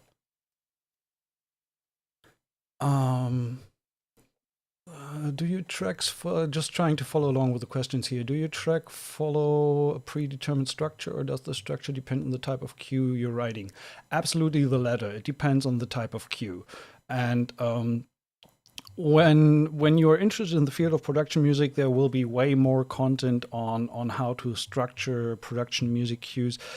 The stuff that we did today is a little bit different than the regular production music stuff, because this is more thematic and more like I said, I was trying to showcase something to write like an opening title, an opening theme. Normal production music cues are way more reduced, because oftentimes you have to imagine there's dialogue on top. These are more mood pads and underscores, and they follow a very basic formula in the end. So you need these edit points for editors to jump in and out of a queue. To be honest, more on that in the course. Good at sales. All right, cool, awesome. Yeah, more questions. A couple more. Reverb buses I'm seeing here. Let me just quickly share my screen again. It's overall the structure of the template is when we look at the individual instruments, and it doesn't really matter if the instruments are sitting in VN Ensemble Pro or directly in your system. So basically what I have is my individual instrument, in this case the violin spiccato, and this is routed to a bus where because I have several string spiccatos in my template, so I don't only have one library. I have, for example, 8Dio and Orchestral tools and Spitfire, 3 different violin 1 spiccatos. So I have a group where I route all the violin 1 spiccatos together, so I end up with one group of violin spiccatos, which is currently hidden. Give me a second. Group tracks, here we go. So, and but I call that summing tier. And actually, this one is even simpler. I just have high strings short and low strings short, and high strings long and low strings long. So my violins, violas end up in the high strings, and my cello and basses end up in the low strings. This is even a little bit more simplified here. And that kind of runs in parallel. I have my individual instrument that goes to the summing tier, to the high strings, and from there to the strings short group. Parallel to that, I have my reverb. This is the send that I have here. And I have, as we can see here, what is it? 14, 1, 2, let me quickly see, 1, 2, 3, 4, 5, 6, 7, 8, 9, 10, 11, 12, 13, 14, 15, 16, okay, 16 individual stems, which is strings long, strings short, brass, woodwinds. I have an orchestra stem here, guitars, ethnic, all that kind of stuff. And I have one reverb per stem group. The reason why I'm doing this is I want to be able to print all my tracks in one go. In Cubase, that's pretty convenient to do. I can select multiple channels and can then say, I can filter down, for example, and say, show me all the tracks for my stems. And then I can select all of these, and then I can print all my stems at once. This is only possible due to the fact that each stem has its own reverb return. So if I were to use just one reverb for my whole template, where I send all the instruments to, I would have to print every stem individually, soloing it, exporting it, then going to the brass, soloing it, exporting it. This way, and that might be a little bit out of the scope of today's session to go more into detail on that. But having one reverb instance per stem allows me to print all the stems at once I'm done with the queue. Sorry to keep it a little shorter in that regards, but I don't see really any other way to do that. Awesome. All right. I let two final questions to go in. Julian and Theodore, Okay. they're there. If you want to read Julian, them. how long would a 2-minute queue like this ordinarily take you? I gave the full disclosure before in that I didn't start from zero on this, so I put some thought into it yesterday evening, what I want to do today. So obviously we blatant lie to say 2 hours and I'm done. No, I'm not. A queue like this can take me anywhere from 8 to 20 hours, I would say, depending on how much into detail I go on the individual elements. And also, again, how looming the deadline is. I mean, when you're in this industry long enough, you get requests Friday morning that they need something by Friday afternoon. And short turnaround times are often very usual. So I definitely don't have time to fiddle a week on a queue. That just doesn't work. But this is also a matter of developing the skill set to make decisions and to just live with what you have. Of course, I could go into the rabbit hole and tweak, and would it be better, 5%? Of course, possibly yes. But if I spend a week tweaking that cue. I'd rather write 5 new cues in that week and send them off and possibly make money off of them instead of fiddling on one cue. I try to make it the best that I possibly can at that very given moment in time. But I also trained myself to accept that this is what I currently can achieve in terms of quality of music. And so far, I never had anyone get back to me and say, well, that could be better. So I may have been lucky in that regards. So yeah, I would give A2 to maximum 20 hours for a cue like that. So 2 days should be fine. If I'm sitting 10 days down on a cue, 10 hours on a day down to do a cue, maximum 2 days. Usually it's 1 day, to be honest. I think we're good, Dirk. How do you? Sorry? No, if you want to answer one more, but I think we're good, or whatever works for you. Just looking at the question. Do you use expression maps or single tracks? What's your input on both approaches? Expression maps all the way in my regular template. Cool. All right. All right, everyone. Well, hey, Dirk, thank you so much. Anyone who wants to know more, there's a course coming up. I'll put a link right here in the chat so you can it's kind of like save the spot. But yeah, I'll send an email after the class. But other than that, I posted it in the group. Thanks, Dirk, so much for amazing class, great music. Thanks everyone as well for attending.